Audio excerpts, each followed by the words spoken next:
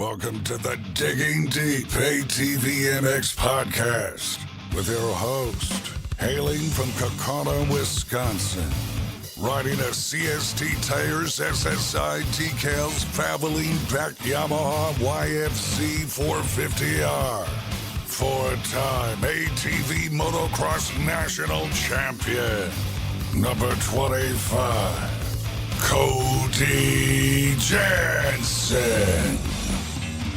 What's up, everybody? We're back. Welcome to the latest edition of the Digging Deep ATVMX Podcast, episode 98 of the Digging Deep ATVMX Podcast, presented by our title sponsor, CST Tires, in stock and available for purchase today at shop.csttires.com.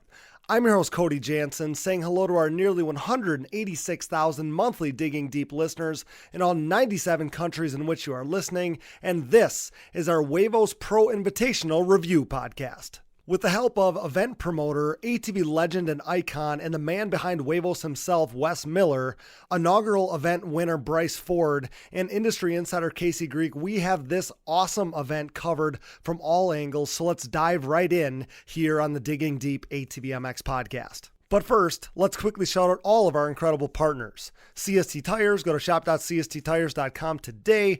Yamaha, thanks to Blue Crew. Thanks to SSI Decals, DID Racing Chain, Namura Technologies, Bronco ATV and UTV Components, Impact Solutions, Lunarville Steel Enterprises and Concrete Supply, the financial advice of the Haymauer Financial Group, Forworks Carbon, DP Brakes, Factory 43, Integrated Financial Concepts and their Safe to Race and Safe to Ride insurance programs, Binky's Forever ATC Museum, Evans Waterless Power Sports Coolant, Walsh Racecraft, and Manscaped. Get 20% off and free shipping with code DIGGINGDEEP20 at manscaped.com. You know the deal. Manscaped's signature line, the Performance Package 4.0, includes the new Lawnmower 4.0 electric trimmer that I rely on to help keep my beard on point, the best nose hair trimmer ever created, and an array of goodies like deodorant, boxer briefs, a travel bag, and more. So check out Manscaped. I wish I would have sooner, and get 20% off with free shipping by using code DIGGINGDEEP20 at manscaped.com. So rad that Manscaped is invested in ATV racing as a longtime partner of Digging Deep. Help us keep them in the fold and involved in ATV racing by using our Digging Deep 20 code so they know that you enjoy what we're doing here at Digging Deep. I actually just hooked Dallas, my producer, my brother,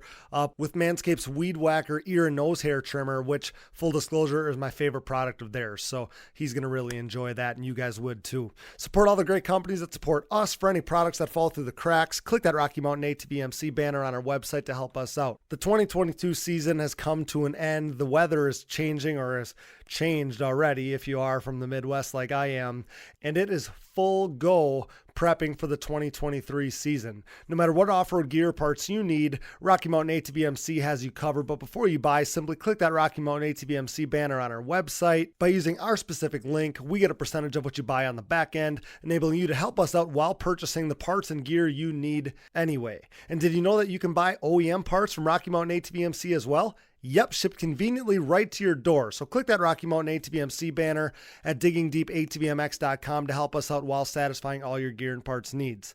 No new donors to shout out this week, but if you are interested in donating and hearing your name on the show, you can find the Patreon or Buy Me a Coffee donation links on our website. Major thanks to all who have donated. You guys freaking rock. Now, it's showtime. The 30-second board is up, it's sideways, and the gate is down. Time to dig deep.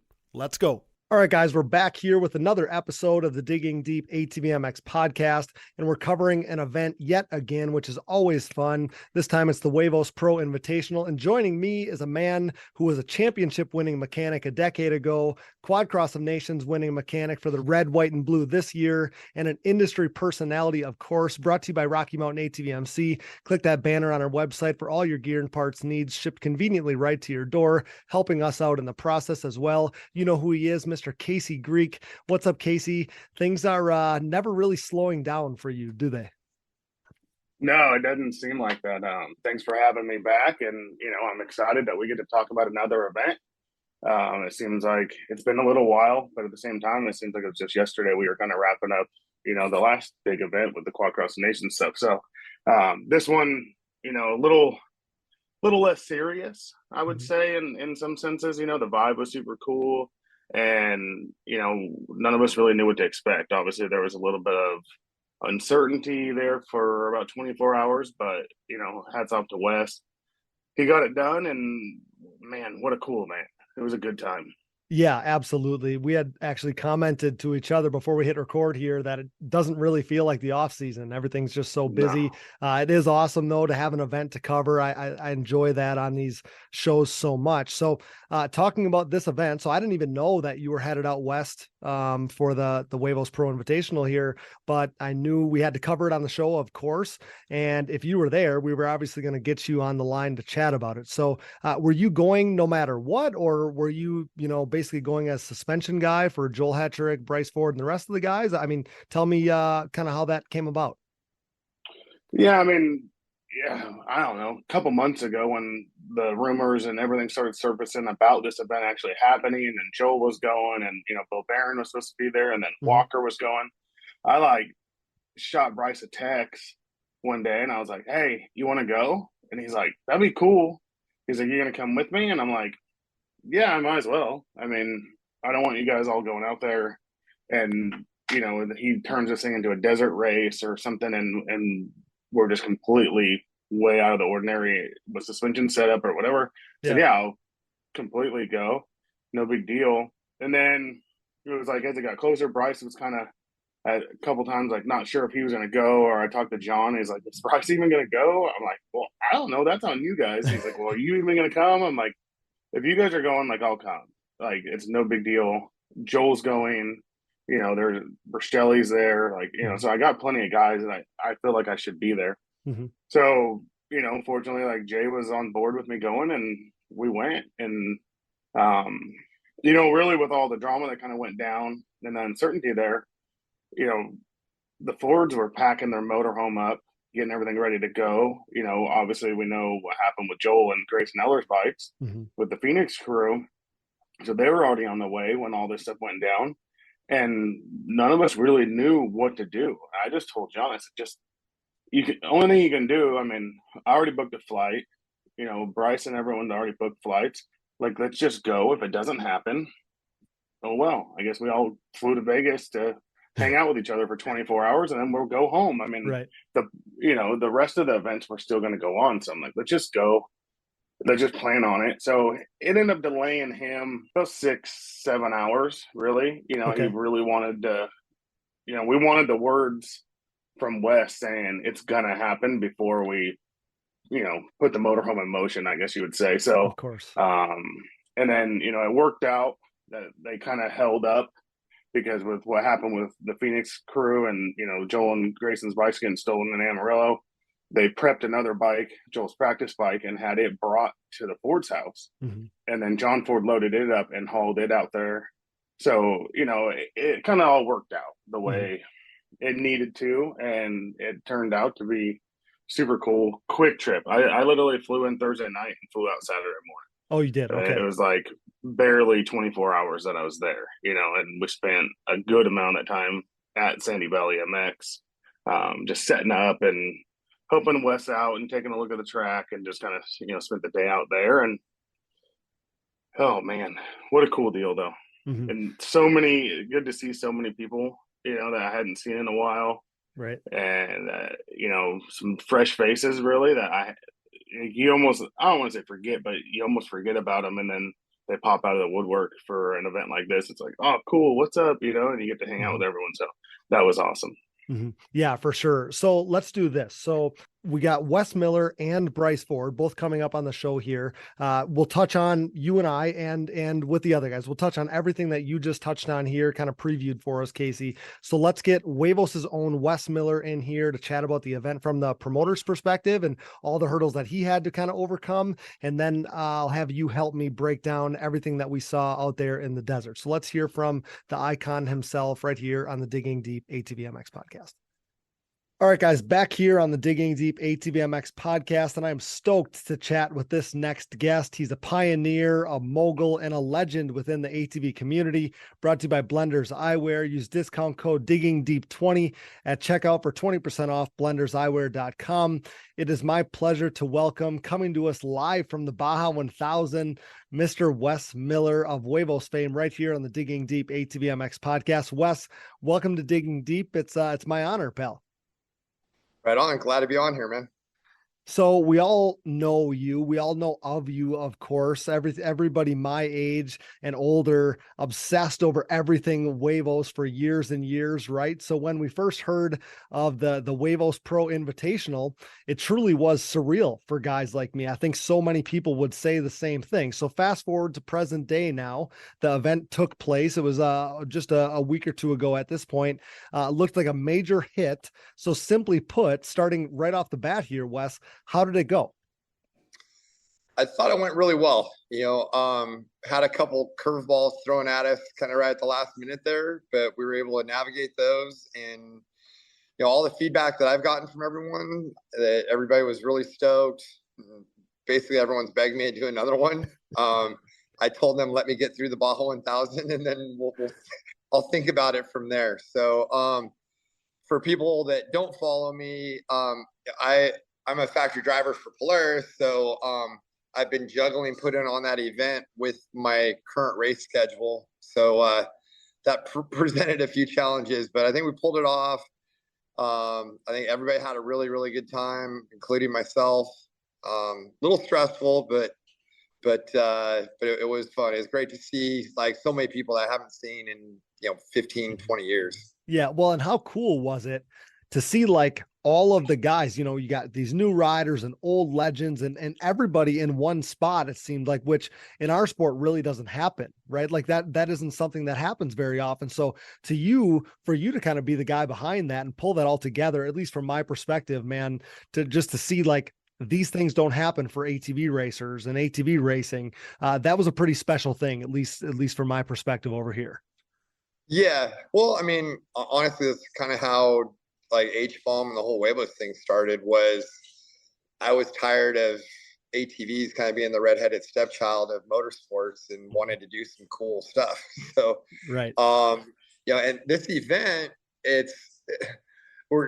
I'm aging myself, and I guess all of my fans that watch this, but it's the 25th anniversary of the first Huevos video.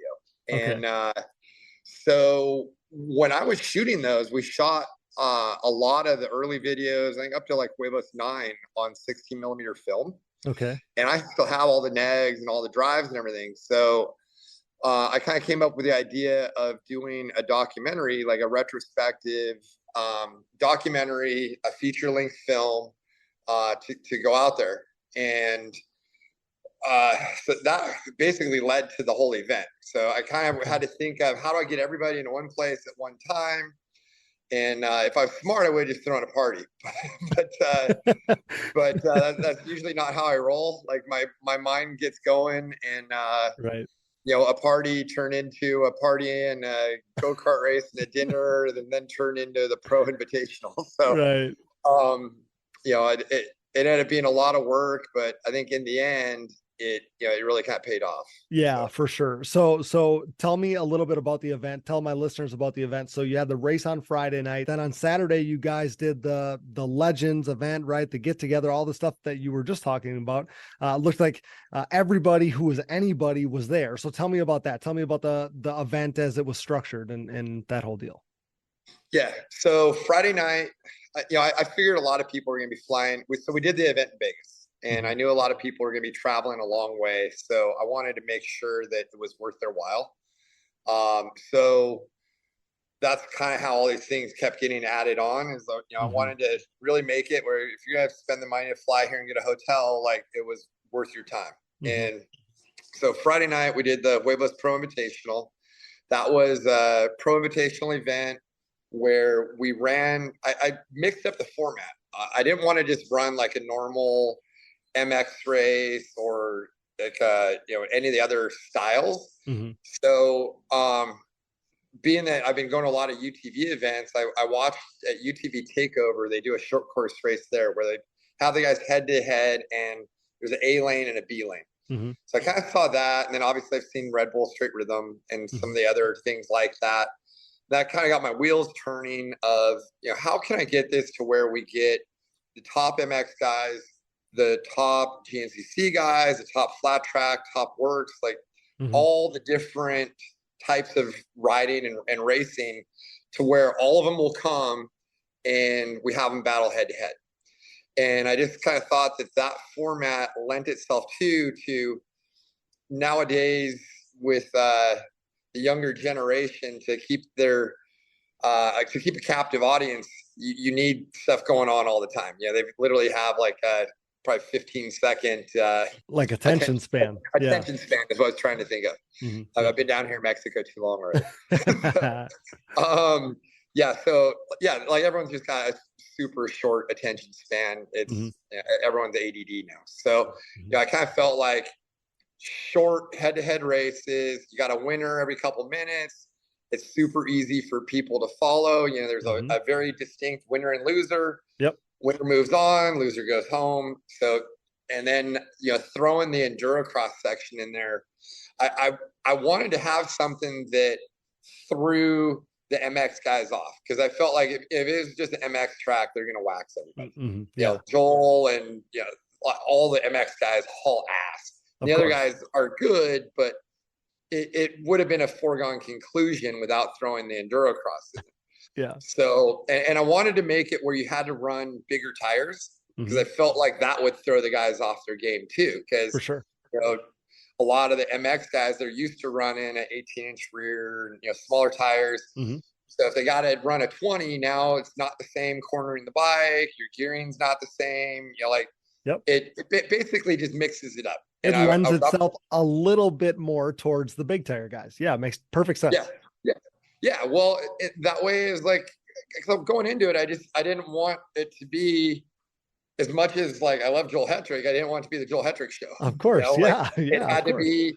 I wanted Walker and Bryce and John Natali, everybody else that was there. I wanted them to have a shot.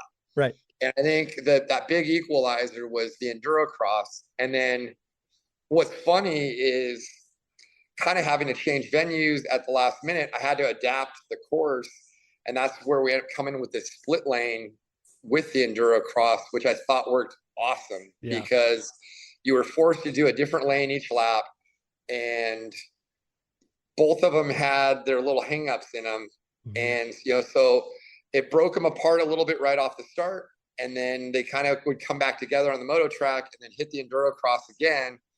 And it's like, who can get through them the quickest and the cleanest? And the videos were amazing. It was so rad. I mean, the final, I don't think could have been any better. It couldn't have. Yeah. Amazing. I think, everybody that was there was like on the edge of everyone was standing. So, well, I was getting text updates, you know what I mean, of these videos coming through. And I'm like, man, you'd think this was a movie. Yeah. And like in one of the early rounds, Max Lindquist like literally made a pass for the win in the very last turn. That's amazing. And so like that was cool. There was a lot of races that were really close. See, and you need that, right, for bracket style racing. Like bracket style racing is cool, but if you don't have that kind of action, it can go sour pretty fast. So to have it all come together in your vision like that is just spectacular. Yeah. The other thing I thought was kind of cool too is the way we started them, where they were pulled up to the telephone pole. So now like all your whole shot artists, we're like, the cross country guys all wanted a dead engine start. Of course. The moto guys all wanted a gate start. And I'm like, nah, I'm going to mix this up on you guys. And they're like, what are you going to do? And I'm like, just show up, you'll see.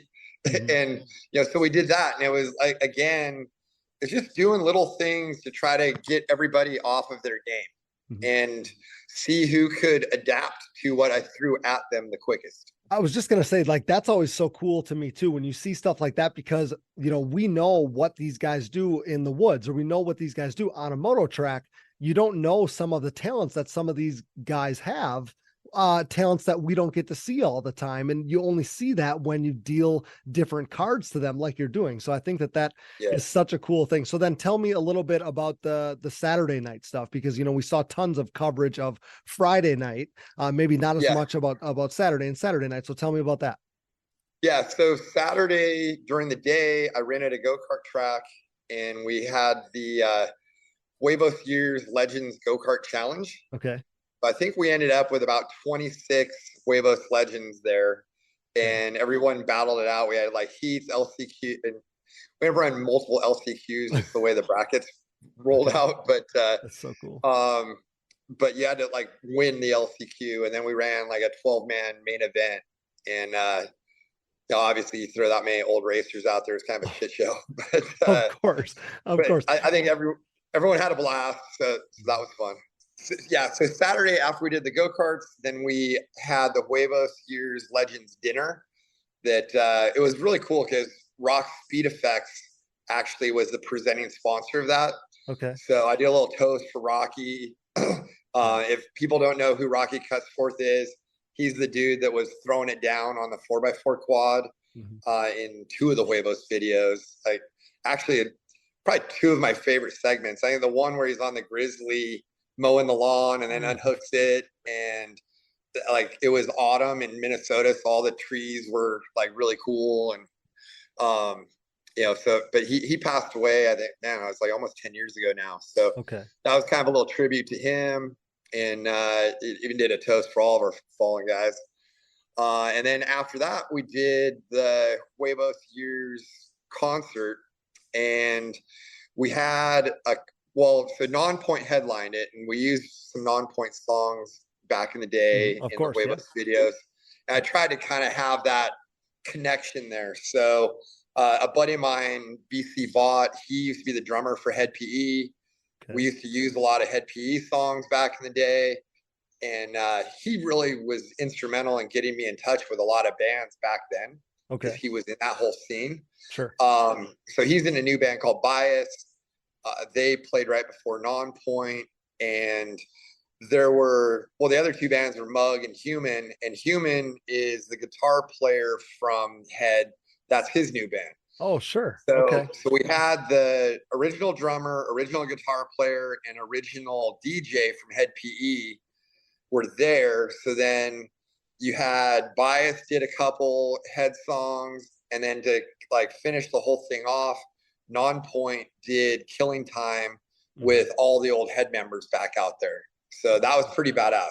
Yeah. And then I don't know if it was good or not, but I actually even got up and did a song with Bias. So nice. With no practice at all. It was we were a little busy. I was supposed to be able to like practice at sound check or something, but it didn't happen, and I knew they wouldn't let me get out of it. So instead of them forcing me to go on stage, I was like, all right, well, let's just do this, and hopefully I don't make too big of an ass of myself. Right. Well, what a cool thing. I mean, for the ATV community to have, stuff like this going on, thanks to you is pretty cool. So I was going to ask you, and you kind of touched on it already, where the idea came from. The 25th anniversary is what you said. So, and you said it earlier in here, but I also listened to you on some of your coverage of the event, talk about trying to get this series that you're filming to Netflix and stuff like that. So do you think that that's a realistic thing? I mean, is that something that we could get to a streaming service like that? Is that something that you truly think could happen here? Yeah, like if people were excited about this when you see the documentary, like people are just wait. What I gotta say, like it's gonna be really, really good. Like we were shooting interviews the entire time. Awesome. 16 millimeter film is actually, back in the day, HD didn't even exist. So when we transferred all that footage, we did it to standard def. So like 480, if tech geeks out there know what that is. So I had all the negs, and we retransferred all of it in 2K. So we've got all the old film footage retransferred in 2K. We're going to be up-resing all the other footage. So it'll be like an ultra HD version of this that we put out. And the guys that I'm co-producing this with, they actually just did a documentary on Kyle Busch called Rowdy. So it's not like their first rodeo here. Sure, like the guys that I'm dealing with on this are legit people, in Hollywood that do movies for a living. And so I'm very confident. I don't know exactly where it'll end up, but that's one of the things is like, I'm trying to spread the word of the more momentum that we have going into this. So people, like, if you're a fan of me and the stuff I'm doing, please like my Facebook and Insta, which is at Wes Miller 70, as well as we've got a Huevos Years Facebook group. but like the more followers and engagement and things like that I can be showing people, like, hey, look, we sold out a concert. We had people at the Huevos Pro Invitational. Just the more analytics that I have to back it is going to really help push this. And it's been kind of, I guess, depressing watching the ATV industry over the last 10 years or so, because there hasn't been anything new or exciting really going on. And I feel like the sport deserves it. So I think that, that's where my roots are. That's what I grew up doing. I mean, I rode every day as a kid, and I raced quads for probably 25 years of my life. So that's, a big thing for me. And I think getting this documentary and getting eyeballs, like mainstream eyeballs on the sport, is something that like the sport really, really needs. You're the guy for the job to get more eyes on this thing. But what you're doing is something that could insert life into the sport that we love. I mean, you and I are sitting here for the exact same reason, because we love this sport. All the people listening are listening because they love the sport just like we do. So, and the thing is, there's so many riders out there in the sport right now that are deserved of more, right? Like the talent in the sport is really, really good. So if we can just get eyes on it, like you said, I think that, only good things can come from that. Right. So hopefully everybody gets behind it. I know all of our listeners will, and you're hitting the nail on the head. All the analytics, all the likes, all the views, all of that stuff goes so far. So anything you can do to support this is obviously going to help Wes and his efforts here and his goals here. So the one other thing I got to touch on here while I have you. So if organizing an event like this wasn't stressful and daunting enough for you, then I start to hear all this stuff leading up to the event, right? And the stuff you already touched on just days before the event is scheduled to go off. And, I'm hearing the race is off, and then it's on, and then it's moving locations, which is ultimately what happened. So what the heck was going on with that, first of all? And really, for me, I was just worried that it was going to deter people from maybe making the trip, or maybe stop the event from being as big as it was supposed to be, right? Like that was my biggest fear for you. But in the end, from my vantage point, like I said, it looked like the end result was amazing. But I couldn't get you out of here without at least touching on that. Yeah. I'm okay with it. I mean, I think I need to be a little careful on what I say, but basically I had contracted another group to handle a large portion of the race event, and was notified that they couldn't do it 36 hours before the event or something like that. So, as well as I had asked that group not to say anything, and because I figured I could come up with something. So I didn't want it announced that the event was canceled, because I felt like it would damage the event. Unfortunately, they did that without listening to me. So, I had to kind of mitigate the damages as quickly as possible, but I didn't want to announce anything until I was 100% sure that I had it handled. So it was a little bit of a catch-22 that I was put in there. Yeah. But luckily we moved the event from Prim, which is like state line between Nevada and California. I knew that there was a motocross track out there, and that was kind of like always in the back of my mind as a backup plan. And I was able to reach out to the owner, got a hold of him like at the 11th hour, and basically Sandy Valley MX saved the day. So like I've done a couple of videos just encouraging people to reach out to Sandy Valley MX. They're on, I know they're on Insta for sure. I think they're on Facebook too, but if anybody just wants to shoot them a DM and say, hey, thank you, man, we really appreciate you doing that. I've told them a million times. That was why I asked, not to interrupt, but that's why I asked, because the place looked super cool. The track looked rad. But to have a track like that waiting in the wing, like I come from a different place over here, in the Midwest or whatever. But from my perspective, I'm like, holy heck, like how did he have someplace that rad just like waiting to move this thing to on like day of, basically? Right. No, we literally were building the track like the day of the event as far as the enduro cross and all that. And it was a mess in the beginning, but then it's like at the end, kind of the stars aligned. So I'd never been to that track, and I showed up, and because it's out by Vegas, they do night motocross practice, so they had lights. I was like, well, that's perfect.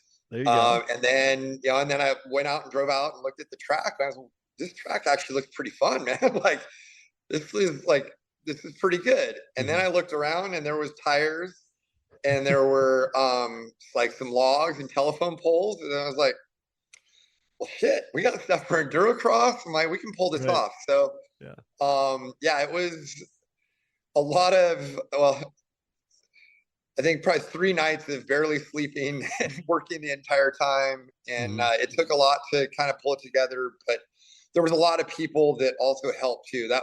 One of the things that was really cool is like literally there were some fans that showed up during the day. They're like, hey, what can we do to help? And I'm like, go put banners up over there and go do this. Like, how cool is that? And then my buddy BC, he announced it. We had Sean Cermini did the live stream. Yeah. This other group was supposed to handle the live stream. So I pulled off that live stream in about 8 hours. Crazy. And luckily I live in Vegas. I have people that work in audio video for a lot of conventions and stuff like that. Okay. So it was basically from the second I heard that we were going to have to move it, I was on the phone nonstop, like pulling favors and, just basically doing everything it took to make it happen. But well, credit to you, man. Credit to you for pulling that thing together. I'm one of those guys. One of the things I always say when things work out like this is it worked out the way it was meant to be, right? Like everything fell into place. It was probably meant to be from the start. Maybe it was a little rocky or a little weird path to get there. But in the end, went the way it was supposed to. So last question about the racing. So we know Bryce Ford wins late race pass in the finale there. The video was incredible. Joel Hetrick finishes second. Walker Fowler rounds out the podium. Super cool podium there. One we'd never see anywhere else, which is awesome. So who impressed you the most, Wes? Because the lineup was broad and diverse, like we've been talking about. So who really wowed you at the end of this thing? Yeah. There was a lot of guys that were very impressive. I think like to name off a few, I'd never seen Max Lindquist ride, and he's really fast on motocross. I think if he could have got some fast passes through the endurocross, he would have been more of a challenge. I'm super impressed with Walker Fowler. I mean, he rips. He's a monster. He was a threat to them on the motocross track, even. He can do it all. He reminds me of like Bill Balance, or because Bill was really good at moto as well as Woods. So Walker, I thought he really represented the GNCC guys very well. Obviously John Natale. I mean, basically he and Joe Berg were on the fence of racing. And I think Joe coerced him into doing it. And then Joe backed out, and Natale shows up and was competitive, and I kind of felt like in a short format like that, it was going to be kind of a game changer, because a lot of guys can go fast for a few minutes. It's when you get 30 minutes into a moto that Joel and Chad and those guys just kind of wear people down and walk away. Of course. But Bryce was super fast. Joel obviously is fast. Another guy that impressed me too was Brad Riley. I knew that's who you were gonna say. He's such a natural. He hit me up and was like, "Hey, I'm thinking about coming." I was like, "Okay, you're a flat track rider." He's like, legit. No, he's like, "Well, I'm pretty good at moto," and I talked to a couple other guys. They're like, "No, he can ride." I'm like, "All right, dude, come on up." Oh yeah, top five AMA pro in the past. Yeah. Yeah, no, he was really good. So I was impressed with him. that's probably the people that turned my head the most. Mm-hmm. Yeah. So I was seeing a lot of people saying Natalie was really impressive. And that's who I thought you were going to at least mention in the list of names that you were going to mention, like you said, zero riding time on a borrowed bike to show up like that. Yet at the same time, like, I don't think I would expect anything less from the Ironman, right? Like that's what you would expect from John Natalie every time. Yeah, John's a madman. Like I knew when he shows up, like his game face was going to be on. And, of like, course. Yeah. I literally was like, I picture him punting somebody in a corner to like take the win or something, like that's just his style. So I knew John doesn't have quit in his vocabulary. So no, you're exactly right. Though I will say right now, Joe has hinted at a lot of comebacks in the past. He's talked a lot of stuff, and for him to not get out there, man, I feel like I'm sensing a trend at this point. I'm going to say you can put a fork in Joe at this point. I don't see him making a comeback. But I love Joe, but me too. I don't see that happening. No, I know it. I know it. I was laughing because he was kind of talking some smack on I think it was in the Huevos group. Okay. And like he like said something about Joel, and I'm like, Joe, like, you don't want to poke the bear, dude. Like, you're gonna get something you don't want, man. Right? Yeah. Like Joel's fast, and you're old. Yeah, that's so funny. But, I think he trained a little bit and then decided that it was better to watch and commentate. Right. No, he did do a good job commentating though. So Joe, props to you for doing that. Hey, Joe can talk with the best of them. Yeah. Man, what a cool event. So I'll get you out of here on this note, buddy. You touched on it already a little bit. Is this something that you can truly foresee doing more of? We know that, there was a reasoning for this one. A lot of stuff went into it. At the same time, like you mentioned, the Red Bull straight rhythm. And even before this conversation, that's something that I kind of saw in your event. I thought it was the coolest thing. And I didn't know ahead of time that was the style of racing that you were going to have, bracket style. And I think that that's just something that is so rad, so different than what we normally see. And I think, going forward, any of the riders that weren't there this year are going to look at it and say, I wouldn't miss it if you did it next year. So is this something you can see doing more of? Because obviously all of us, especially us, spectators, fans, enthusiasts, whatever, we all want to see you do another one of these things. Yeah. I'm not going to make any promises yet, but I am going to have a movie coming out that will need a premiere. Okay. So we'll leave it at that. Nice. But if I was sane, I would not do it, but I like doing what makes me laugh is like, I think I get the idea for doing these events. I'm like, oh, this is going to be so fun. And then everybody else comes and has a blast, and I would just work the whole time. Right. You work your ass off. Yeah. But it was fun. I had a good time with it. So, I think I'm down to do it again. What will be cool is we've laid the groundwork now, mm-hmm. and I do feel like we really kind of showed people the potential of this event. Mm-hmm. So with the proper backing and, having a whole year to set it up, mm-hmm. I think it'd be easier, and, we could actually probably make it a lot bigger. I think so too. I think so.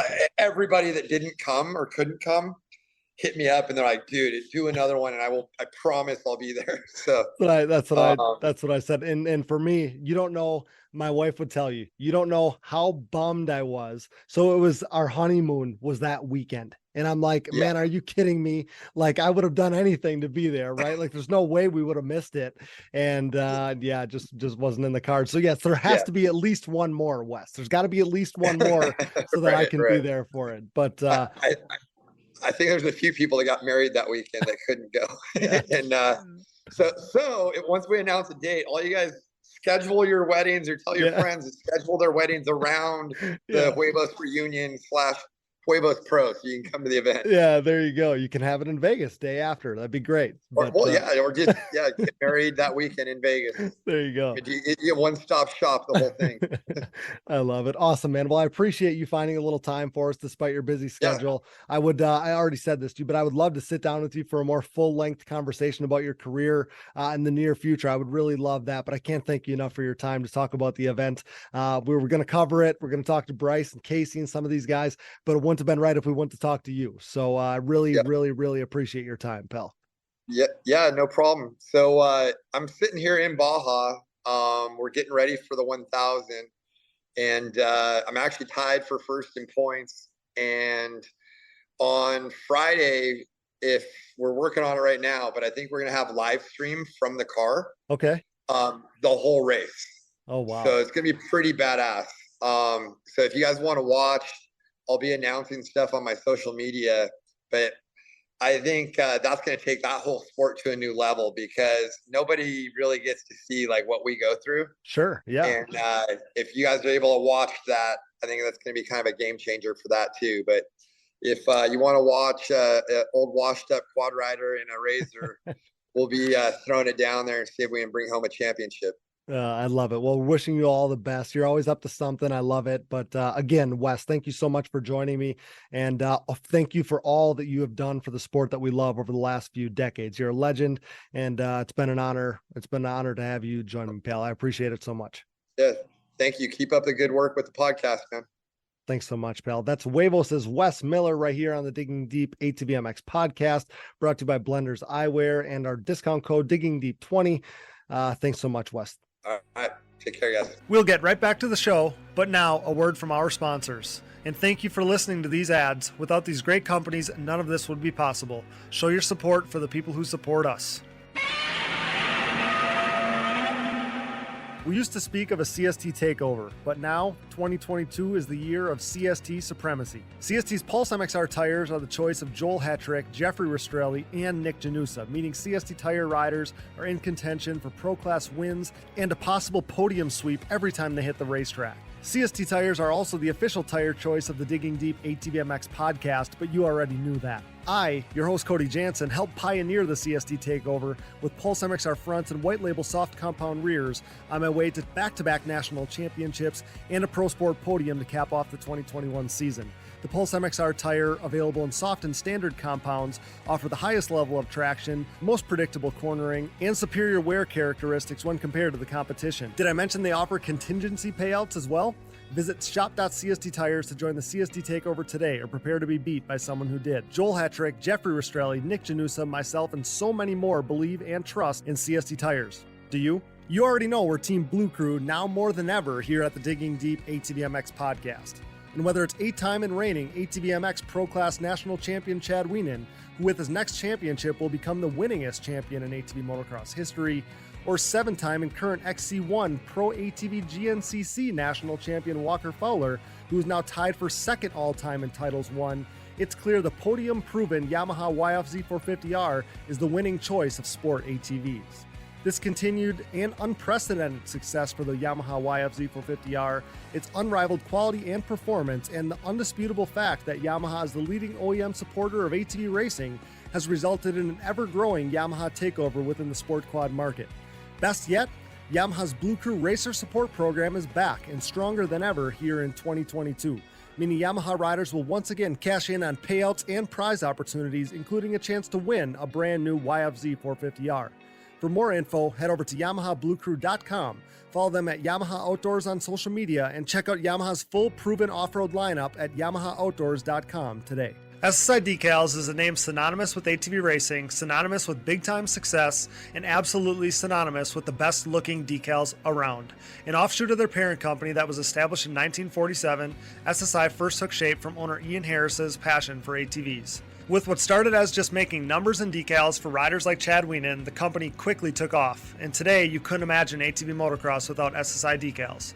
The graphics maker and designer now supports all the top teams in ATV motocross, as well as teams and riders racing GNCC, Work Series, Pro Motocross and Supercross, Canadian Pro Motocross, short course off-road trucks, UTVs, snowcross, And oh yeah, 6-time world champion top fuel drag racer Clay Milligan. No project is too big or too small for SSI decals, making your identity stick with championship level graphics.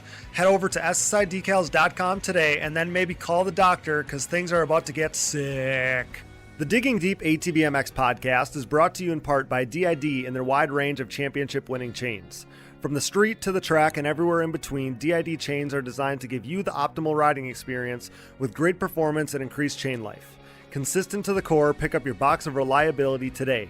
DID, what drives you? We are proud to be partnered with Namura Technologies.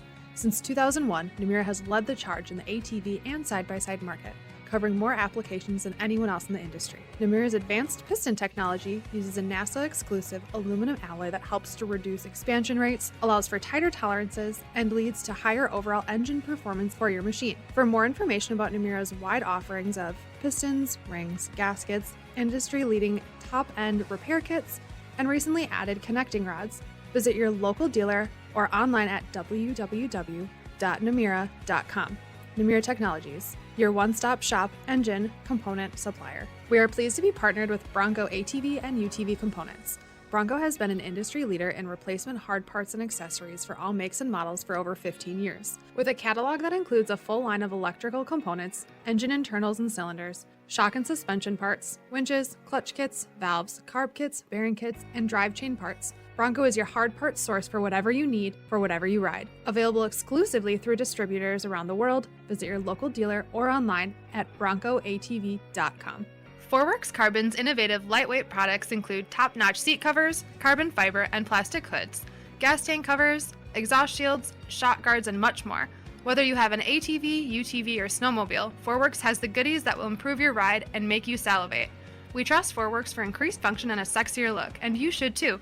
Forworks Carbon, always working hard to bring high quality and innovative parts to the market. Check them out today at fwcarbon.com. All right, back here with Casey Greek on the Digging Deep ATVMX podcast. Great to talk to Wes Miller there.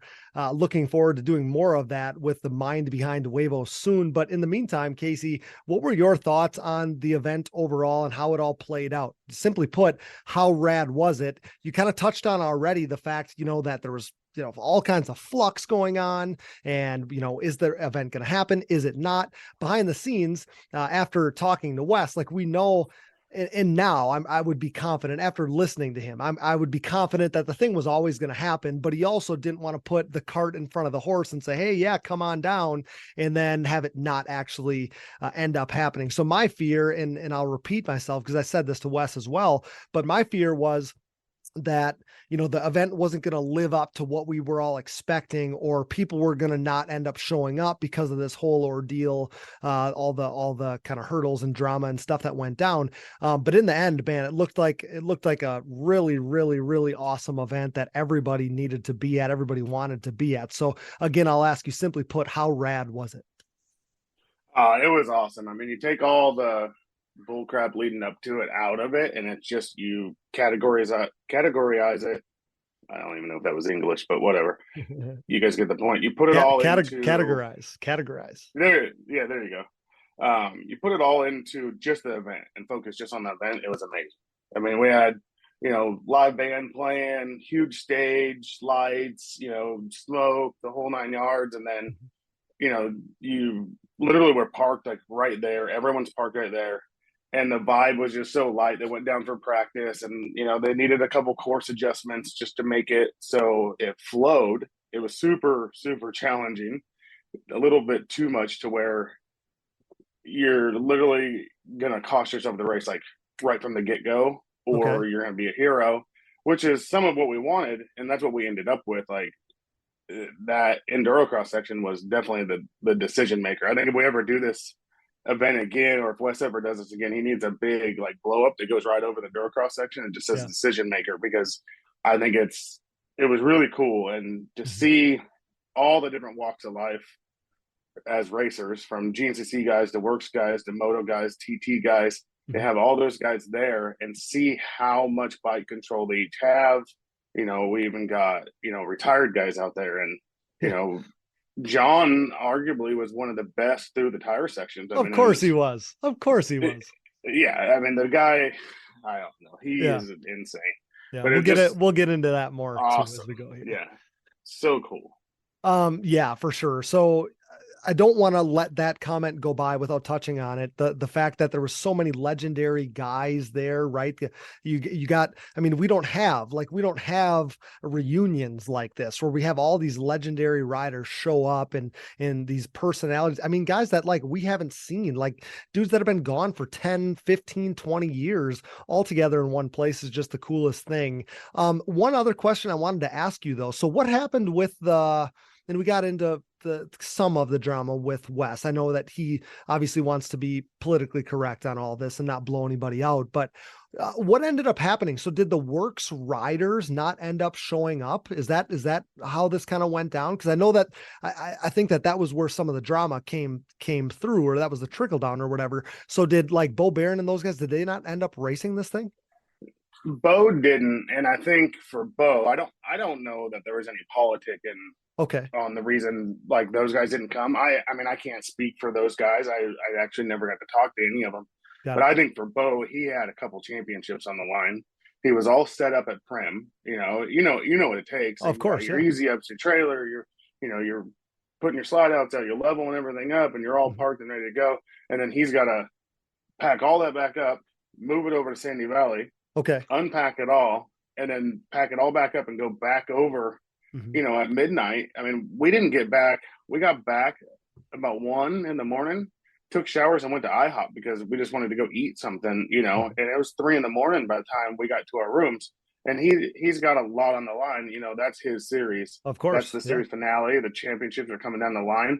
And I think Jacob Stevens, I didn't get to talk to him, but I know he was battling for points for third in the Works Pro Series. And so I think there's a lot of having to move it cause a whole lot. But like Logan Huff showed up. Yep. And Logan's a Works racer, and he showed up and he had a blast with it. So I don't know that it was a politic thing of why those guys. I think it was just come down to convenience. Really, is probably what it was. And it makes perfect sense. I didn't want to speak out of turn there. I think, and I don't know if I read the comment somewhere, and it could have been from somebody who didn't know what they were talking about, right? So I don't want to create drama that wasn't there or anything like that. But I thought that I read, somebody speculating that the Works series had urged their guys not to go or something like that. So I didn't know when we didn't see some of those guys, because obviously Bo Barron would have very much been in the mix. He's such a badass. Absolutely. So to not see him there, I was just curious if you knew anything more about that. But then, to talk about that enduro section, like you touched on there, obviously that was the section that really make or break these guys. It was key, no matter what, how you want to lay it out there. So as the suspension guy, were the riders wanting you to try to dial them in for this tire section, or what, Casey? What was that? Because, obviously we've all seen the video. The video is epic of that finale, but some of the videos from the very beginning of the day are even better, watching these guys try to navigate it for the first time. So how is your role as suspension guy? I'm sure that wasn't necessarily easy for you. Yeah, we didn't do a whole lot of change, especially after looking the moto track and how smooth it was. And then it was, I probably changed more like clickers and stuff like with John than anything. I went over and stiffened up Bryce's front end one time. Like I didn't even talk to him about it. I just seen a couple things. I was like, I'm gonna go stiffen up a little bit. Walked by, stiffened it up, and then Joel didn't change a single thing. Rastrelli didn't change a single thing. I mean, it was cool, but it was 90% moto and relatively smooth track. It was really fast. So the focus for them, I don't think they were concerned with their suspension unless there was something way out of line.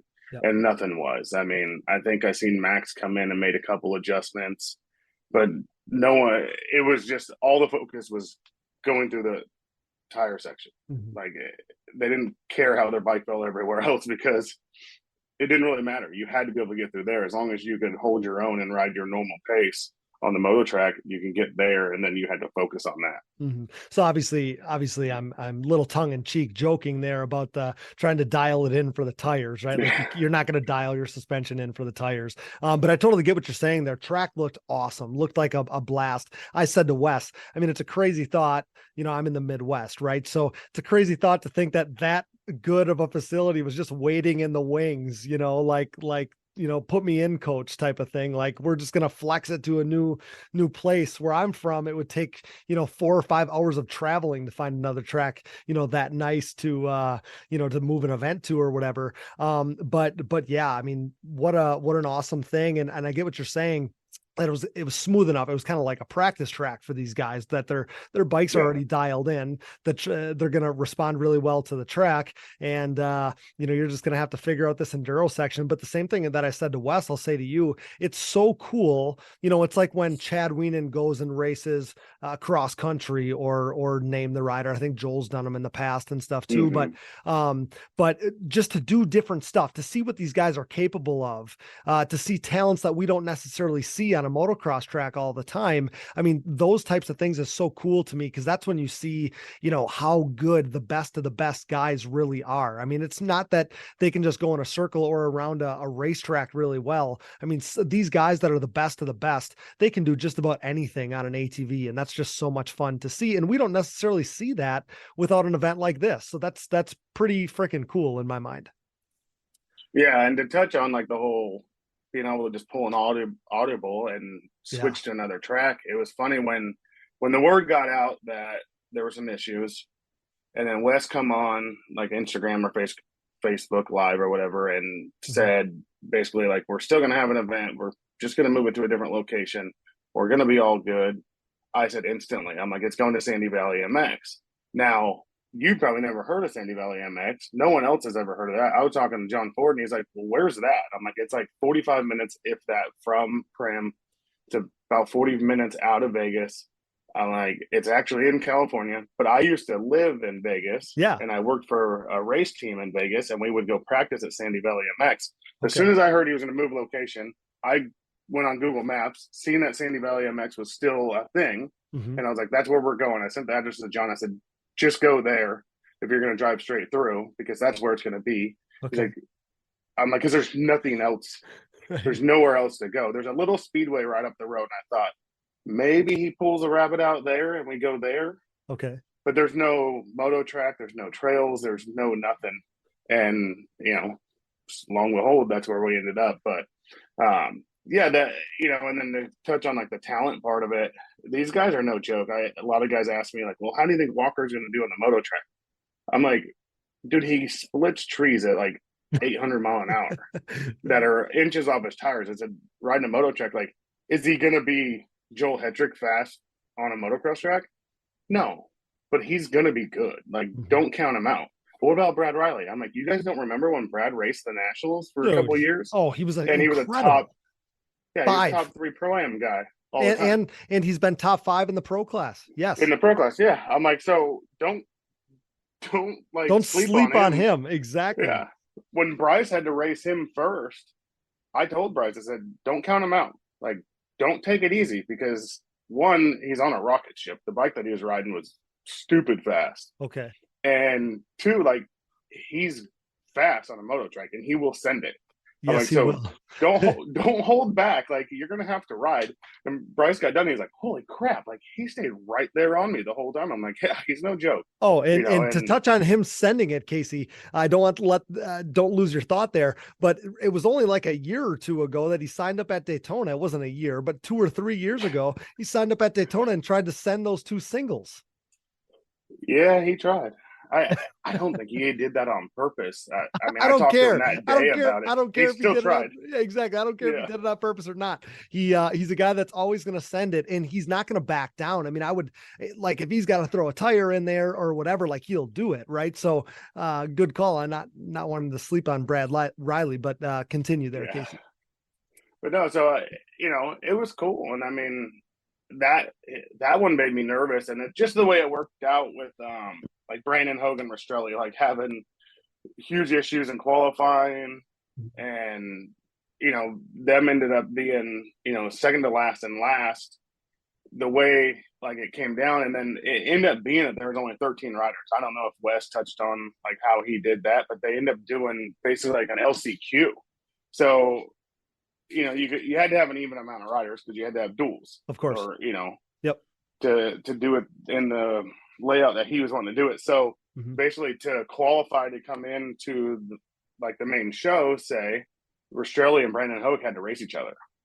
And so that was a pretty cool like thing to see those two. You know, you don't get to just see those two guys on the track by themselves very often. And Exactly. you know, unfortunately for Brandon, the tires got him. Brandon struggled with the tires all day long. Just odd because he's a pretty technical rider. And so I didn't think he would have many issues in there, but you know, it was all ultimately the quickest decision maker for him was, you know, through the tires. And Jeffrey, everyone had their troubles at some point through the tires and, you know, that endurocross section, but yeah, you know, and then so basically for Jeffrey, he had to beat Brandon Hogue, which is no slouch. No. And then immediately line back up and race Joel. And obviously Joel's no slouch. So Jeffrey really had some of the odds stacked against him from the get-go, say, and he had a pretty good little crash in his qualifier. So just crazy turn of events and how it went down. I mean, Jeremy Ladone almost beat Max Lindquist. Oh, wow. Like, yeah, I mean, dude, it was down to the last corner. But Max come off the bike twice. And, you know, no shame towards like Jeremy, but like Jeremy's not, I mean, he doesn't even run XE1 in GNCC. Right. Yeah. He's a great rider. He Of has course. a motocross background. Yep. But it was cool. Like I couldn't help myself but to like cheer for him when they come by and he's beating Max and he's got like 4 or 5 seconds on Max. I'm like, holy crap, which I work with Jeremy, but it wasn't what I expected. Of course not. But being that, you know, Max come off in the logs pretty good. I mean, over the tires, he come off the bike pretty good and had to rebound, come back through, had another mistake. Like he caught Jeremy, has another big mistake, comes off the bike again, and then last corner. And I know Jeremy's probably kicking himself because if he would have moved over 2 foot coming in the last corner, Max wouldn't have been able to get him. He would have wrecked them both. And let's face it, like Max wasn't going to wreck them both for the first race, you know? And so he come under him and just snuck under him real quick and pulled off the win. But it was awesome to see. And, you know, good for Jeremy. He got it, you know, he got to go out there and battle with some of the fastest motocross guys out there. Yeah, for sure. And I think that that's a testament to, you know, how unpredictable bracket style racing really is like this. Like guys like, you know, you touched on Brandon Hogue, very technical rider. At the same time, like you think of Brandon just spinning laps as hard as he can. I can kind of speak to the fact that he's always done that, right? He's just he's a blitzer. Like he's a grinder in the way that he just spins laps. And that's how I am. Like I didn't grow up just tooling around the yard or the woods or whatever. Like I just spun laps. So it kind of shows like everybody's background being a little different, you know, kind of pays off in a race like this. And yeah, I mean, such a cool format, very Red Bull straight rhythm-esque. It was such cool, even pictures and videos just to see kind of everybody huddled around watching the races go down, even the other riders and stuff. So with the bracket format, you touched on some of that already. But anybody that you didn't touch on, did any matchup, any other race stand out to you? I mean, it was cool, like Hunter Hart, Walker Fowler, you know, the two GNCC guys, they ended up, you know, racing each other, like right from the get-go. Sure. And then, I mean, Walker was impressive. You know, I mean, Galata, all the guys were good. There was a desert guy there, and forgive me for not remembering his name. Okay. But he had to go against Natali in his first, you know, in the first race. And he was just like, I was down in like the area, and John's like, I think I'm racing you. And he's like, oh, great. Like, it's like, I got to go straight to you for the first one. And, but he held his own. He rode really good. And, you know, I believe, like, he's a straight up, like, best in the desert, Baja type of desert racer, like moto. And I don't know him. I don't know any background, but just looking at his bike, you know, like the way his bumper and grab bar are, you can tell it's like set up for desert, not even like works racing. Okay. And dude, he sent it. It was super cool. He went for it. He was jumping on like jumps, going big, like with everyone. I was like, wow. Heck yeah! Like, look at this guy. I even told John, I said, I watched him on his qualifying lap. I said, you're gonna have to ride, you know. And you know, John, he's like, I got it. And I'm like, of course. Don't, you know. At one point, right before practice, I pulled John aside and like grabbed him by the head, and I'm like, listen, you're just having fun. You don't need to go out there and just go crazy. Like, let's go have fun and let's go home safe and don't do nothing stupid. Mm-hmm. And he's like, what do you think? I'm like, I know you very well. Like, just go have fun. Right. And then we freaking go out there and the dude qualifies like third. Yeah. I'm like, holy crap. Yeah, So it's cool. It's crazy. I was obviously going to ask you, your thoughts on how your guy John Natale did. You obviously won a title with John back in 2011. He comes out having no seat time, right, on a borrowed bike, and shows he still belongs with these guys due to such a legend. Like I said to Wes, I wouldn't expect anything different from the guy. Like, Nope. Don't get me wrong, but what an amazing performance from him. I think that basically everybody I saw talking about it said he was the most impressive of everybody. Just to jump right back in again. This is what I would expect from John, but still to go out there and do it is something that you don't want to sleep on or not give enough coverage to, because man, that just doesn't happen. But for John Natale, it does. And he's so good at these like one-off crazy events. I mean, Always obviously has he's been. good.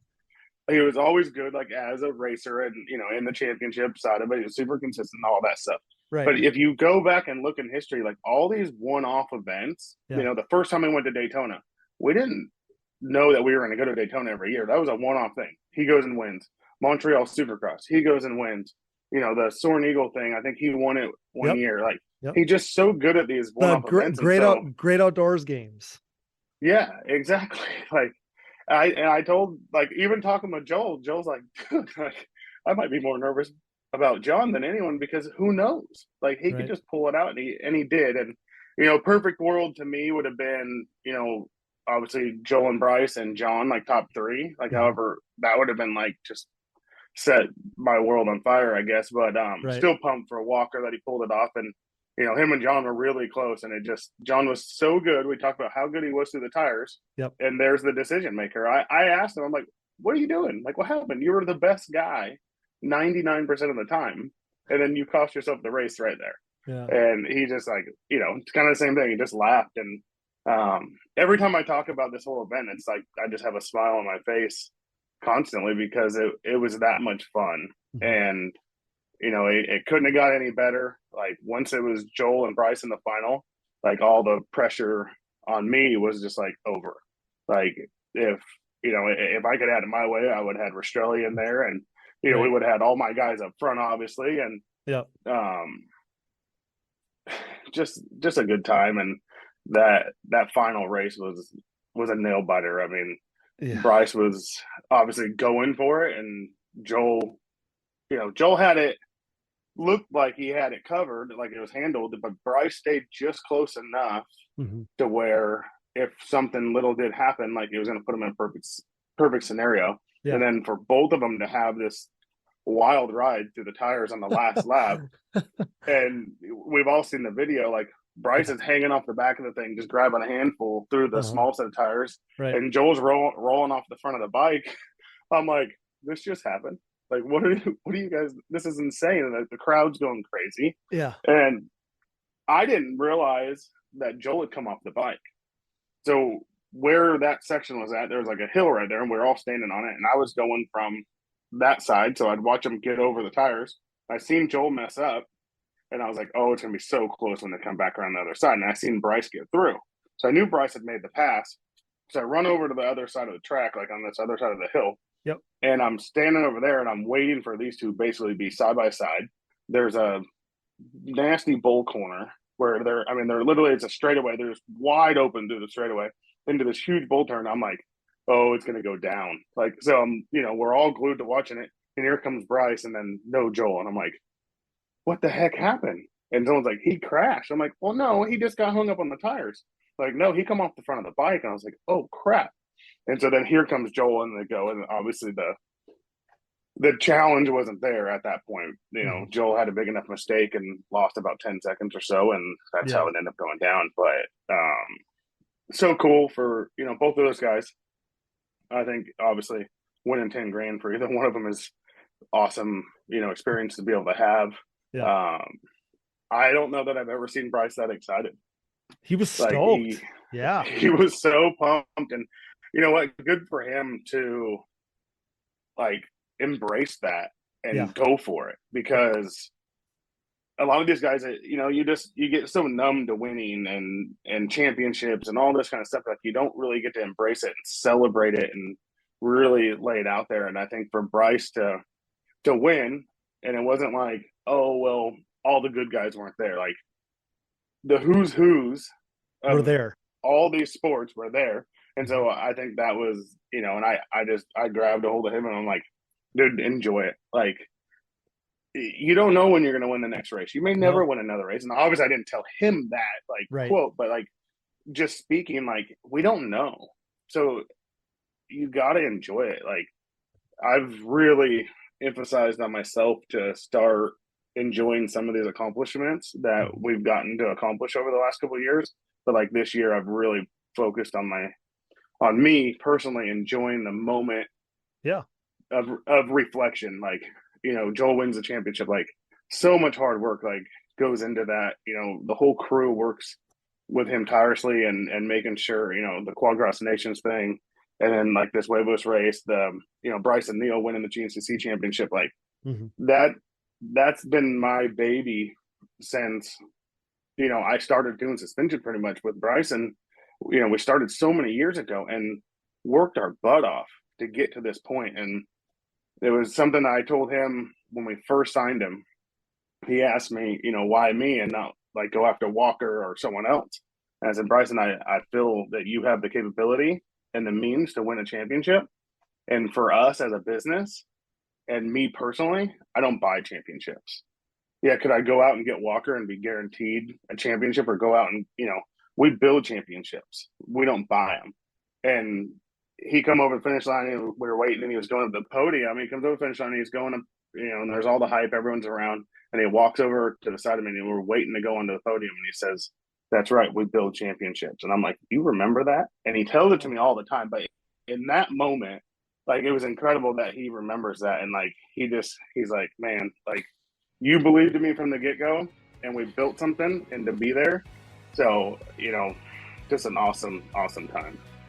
As the #1 podcast in ATV racing, it's only right that we partner with the industry leaders in suspension tuning. Insert Impact Solutions. Impact Solutions is a full-service ATV and side-by-side suspension center specializing in the revalving and service of your motocross and off-road suspension. With over 25 years of elite-level knowledge, experience, and testing with riders of all ages and ability levels, Casey Greek, Jay Goebel, and the Impact crew strive to exceed clients' expectations for service and setup. Impact Solutions is the official Elka Suspension Service Center of the United States, offering unmatched product knowledge and experience. Whether you're in need of service, parts, warranty, sales, or technical support, Impact Solutions has you covered. Head over to ImpactSolutionsATV.com or give them a call today. We interrupt this program for a special news bulletin. The following message is brought to you by Manscaped.com. The Manscaped engineering team has outdone themselves this time, creating the Lawnmower 4.0 trimmer, now available for purchase in the US and Canada. Join over 2 million men worldwide who trust Manscaped, an official sponsor of the Digging Deep ATVMX podcast, with this exclusive offer of 20% off and free worldwide shipping with code DiggingDeep20 at Manscaped.com. I'm one of the first people to try the new 4.0 and I am blown away. This thing is next level. What sets this trimmer apart from all the rest? The Lawnmower 4.0 gives you the ability to turn the LED spotlight on and off when needed for a more precise shave. It features a new multi-functioning on-off switch with travel lock for those of us who like to travel. And my favorite, the new trimmer allows you to customize your trim with 4 different guard lengths, an upgrade from its predecessor that only featured 2. If you're listening, you know that good tools are a must, so wait no more to get the best tools for the job. Get 20% off and free shipping with code DiggingDeep20 at Manscaped.com. That's 20% off with free shipping at Manscaped.com by using code DiggingDeep20. Hey everyone, this is Larry Mills, president of DP Brakes North America and proud partner of the Digging Deep ATVMX Podcast. We at DP Brakes are a longtime supporter of ATV racing and the world leader in sintered brake technology, dominating the ATV world for decades by supporting the best four-wheel racers on the planet. This year's lineup includes Jeff Rastrelli, Mark Baldwin and Baldwin Motorsports, Ford Brothers Racing, Nick Janusa, and many more, including Mr. Digging Deep himself, Cody Jansen. Plus all the top 17 GNCC pros such as 7-time champion Walker Fowler, Bryson Neal, Hunter Hart, Cole Richardson, Jared McClure, Adam McGill, and previous champion Chris Borich. These top riders continue to appreciate the high performance and impressive durability that their DP brakes have to offer. Products ultimately help place them on top of the podium week after week. DP brakes are available through www.dp-brakes.com,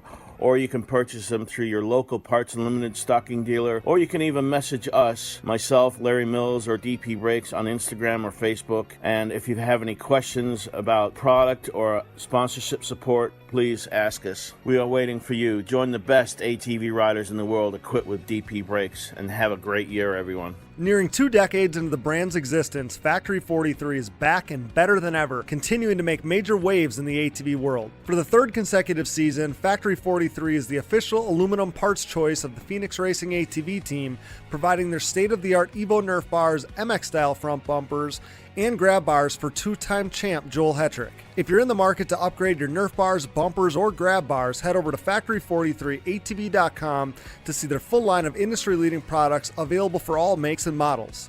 Head over to factory43atv.com today. Success in the ATV MX world is similar to what creates financial success as well. The right people, the right advice, and more importantly, hard work and the benefit of an ongoing relationship as situations change and adversity is experienced. Do you have the right financial advisor to help you reach your goals? Haymauer Financial Group can create a personalized, goal-based plan to help your family prepare for whatever life brings. Call me, Scott Haymauer, at Haymauer Financial Group, a private wealth advisory practice of Ameriprise Financial Services, at 920-338-8150. That's 920-338-8150. Offices located in beautiful De Pere, Wisconsin, with registrations and clients nationwide. We talk about this all the time on these shows that, when you're Joel Hetrick or you're even a Impact Solutions, you guys win a lot of races, you win a lot of championships, but that's not necessarily, even if you expect it, you can't take it for granted. Like that appreciation or living in the moment for it, not just looking to the next thing, is something that that's what you do it for. So that's such a great message to touch on there, Casey. But with Bryce, man, after he passes Joel, wins the finale, the video is absolutely epic. Like you said, they both are getting buck wild. Bryce hangs on and makes it happen. Everyone is going nuts, which is crazy. And I truly think that we're going to see, Bryce Ford next year, a Bryce Ford that is, really going to try to compete with these top 2 guys. I think that obviously we've seen that this is the off season of Bryce Ford at this point. I feel like, and I'll talk to him about this when we have him coming up on the show here. But exact opposite of what we saw last year, right? Where last year it seemed like things were almost up in the air. He admitted as much. And this year, he's got to be gung ho because he has all the wind in his sails right now heading into 2023. And I think there's no doubt just on how happy he is, how much he's living for this, all the excitement surrounding him, even these are off-season races, but we're still seeing him take steps. And I think that that's just going to bode so well for him going forward that I think that there's no doubt we see him grab another gear. There's no doubt in my mind at all. Yeah, and I think for Bryce, what a turnaround. There were some lows, mid-season this year, and obviously all the bullshit that we've talked about 100 times. Yeah. But a turnaround of an off season for him, and his vibe is just super good. And I think what he accomplished at Quadcrest Nations, and I haven't really talked to him about it, but I've talked to with his dad about it. I think that winning that moto was what he needed to bode the confidence to go to the next step. Mm-hmm. And there was never a doubt in my mind pretty much the whole day, say the Huevos race. I kind of had visioned that it was going to be Joel and Bryce in the final. Okay. I don't know why. Maybe because I was playing Keno the night before and I literally just put $1 on number 4 alone and hit. I don't know how that happens, but and then I also hit it on 13. So crazy. But those are the numbers I play. Yeah. I play Keno, which is, whatever. Right. Anyway, so I I knew he had the confidence to put himself in the final. And I know obviously he has incredible, single 2-lap sprint speed is just, we see how many times has he been fastest qualifier. But That's I his also biggest knew, strength. Yeah, for sure. yeah. And Brandon Hogue is really good at that too. So I thought it was going to be close between Brandon and Bryce. And for the biggest difference between those two, I mean, Brandon was fast when he'd get through the tires or when he was on the moto track, like he was right there on par speed wise. So you definitely can't count him out. But for Bryce, I think the confidence was there that he was going to play it the way he needed to put himself in that final. And that's exactly what happened. And the kid was a nervous wreck before it. Like, he knew he had to go stand off with Joel Hedrick. And for him to not, it shows where his mental strength's getting. Like, Joel was cool, calm, collected. Like, I mean, he had to be somewhat nervous just because I think anytime you go to the starting gate, you need to be somewhat nervous. But he was pretty cool. And I could see Bryce down there and he's just like pacing, walking back and forth. And like, you could just tell. And John's over there like, hey, calm down. Come here, Bryce, trying to talk to Bryce and keep him cool. And he held it together. So, you know what? Good for him. Like, such a cool deal. And an awesome, trophy to hang on the wall in that sense, that big check and stuff. He's like running around dancing with it, just having a ball, and, good for him. And the rolling ball of confidence that he's going to bring into next year is going to be incredible. Yeah, for sure. It's the off season of Bryce Ford, like I said. So that's awesome to see. He's such a great kid. He really is. It's just awesome to see this for him. A couple things I want to touch on there. So you got to see Brandon Hogue for the first time on this Yamaha YFZ 450R. Now that he's back on that thing, his Hetrick Racing ride. You said that he looked good on the track. The enduro section is an outlier. It doesn't matter in the grand scheme of things. So how did he look? You got eyes on him for the first time on going back to the Yamaha. Still crazy that this is the course of action that happened for Brandon Hogue. Tell the listeners how he looked on the Blue Machine. I think he looked great. I mean, he was fast, no doubt in my mind. And when he rode the Yamaha a couple years ago, he was fast. I think what happened more or less like a couple years ago for him was he didn't have two bikes, like didn't have a practice bike and a race bike. So he had more Honda stuff. So it was just easier for him to kind of transition back. But, a lot of the things are still the same. Tim Dentling's doing the motor work and are the head and stuff and the tuning for the Yamaha now. So, I think it was pretty comfy switch for him because he was already familiar somewhat. So, yeah, I mean, he looked like Brandon Hogue. I mean, no doubt in my mind, like the kid's going to be fast. He's going to be there next year and be in the midst of this battle for sure. Awesome. Yeah. I wanted to at least get a comment on that because I think a lot of people are watching that whole situation, have been throughout, because he walked away from a really good gig for something that he thinks is possibly going to be better, has potential to be better. So obviously needed to touch on that. And then something that you kind of touched on briefly earlier is the fact that Joel Hetrick, it's amazing that he even had a quad to ride. Like you said, everything just worked out where, the guys at the shop, hammered out, getting his practice bike ready. And then, Fords are waiting, which is another awesome thing, right? They just do so much for so many people. So many great things in the sport are thanks to them stepping up and just trying to do anything they can to help. So they're kind of waiting. So Joel's bike can get thrown in their rig and get brought out there and stuff. But man, just wanted to take a second to give everybody credit that, kind of got Joel Hetrick a quad out there and a quad to ready to ride for that event. Cause obviously you don't have Joel Hetrick at that event, arguably the fastest man on the planet, the biggest name in ATV racing, current ATV racing at this point, reigning champ. That event wouldn't have been the same without Joel Hetrick. So credit to everybody involved. After obviously we saw, like you said, Joel and Grayson Eller's bikes being stolen in Texas there. What a heart-wrenching thing, but credit to everybody involved to get Joel out there yet, because though it's a devastating blow, obviously for that whole team and that effort and Joel, his whole family, everything like that. But the fact that he was still able to get out there and compete, I feel like that probably, weathered or dampened the blow at least a little bit. Yeah, for sure. And I mean, obviously, if he would have won it, I think they probably would have all forgot all that stuff ever happened. And it seemed so seamless and it was so easy that it all happened. But yes, there was a lot of hard work behind the scenes, a lot of stressful times for them. I know Gary had to grind like super hard to get that bike finished up so they could get it loaded. And then, they had to have a guy basically just drive all night, the rest of that day and all night to get the thing to the middle of Texas, which was, technically only halfway there. Right. Yeah. And when David was pretty much already there by this point, when the bike was getting delivered, David had drove the truck and trailer that ended up getting broken into.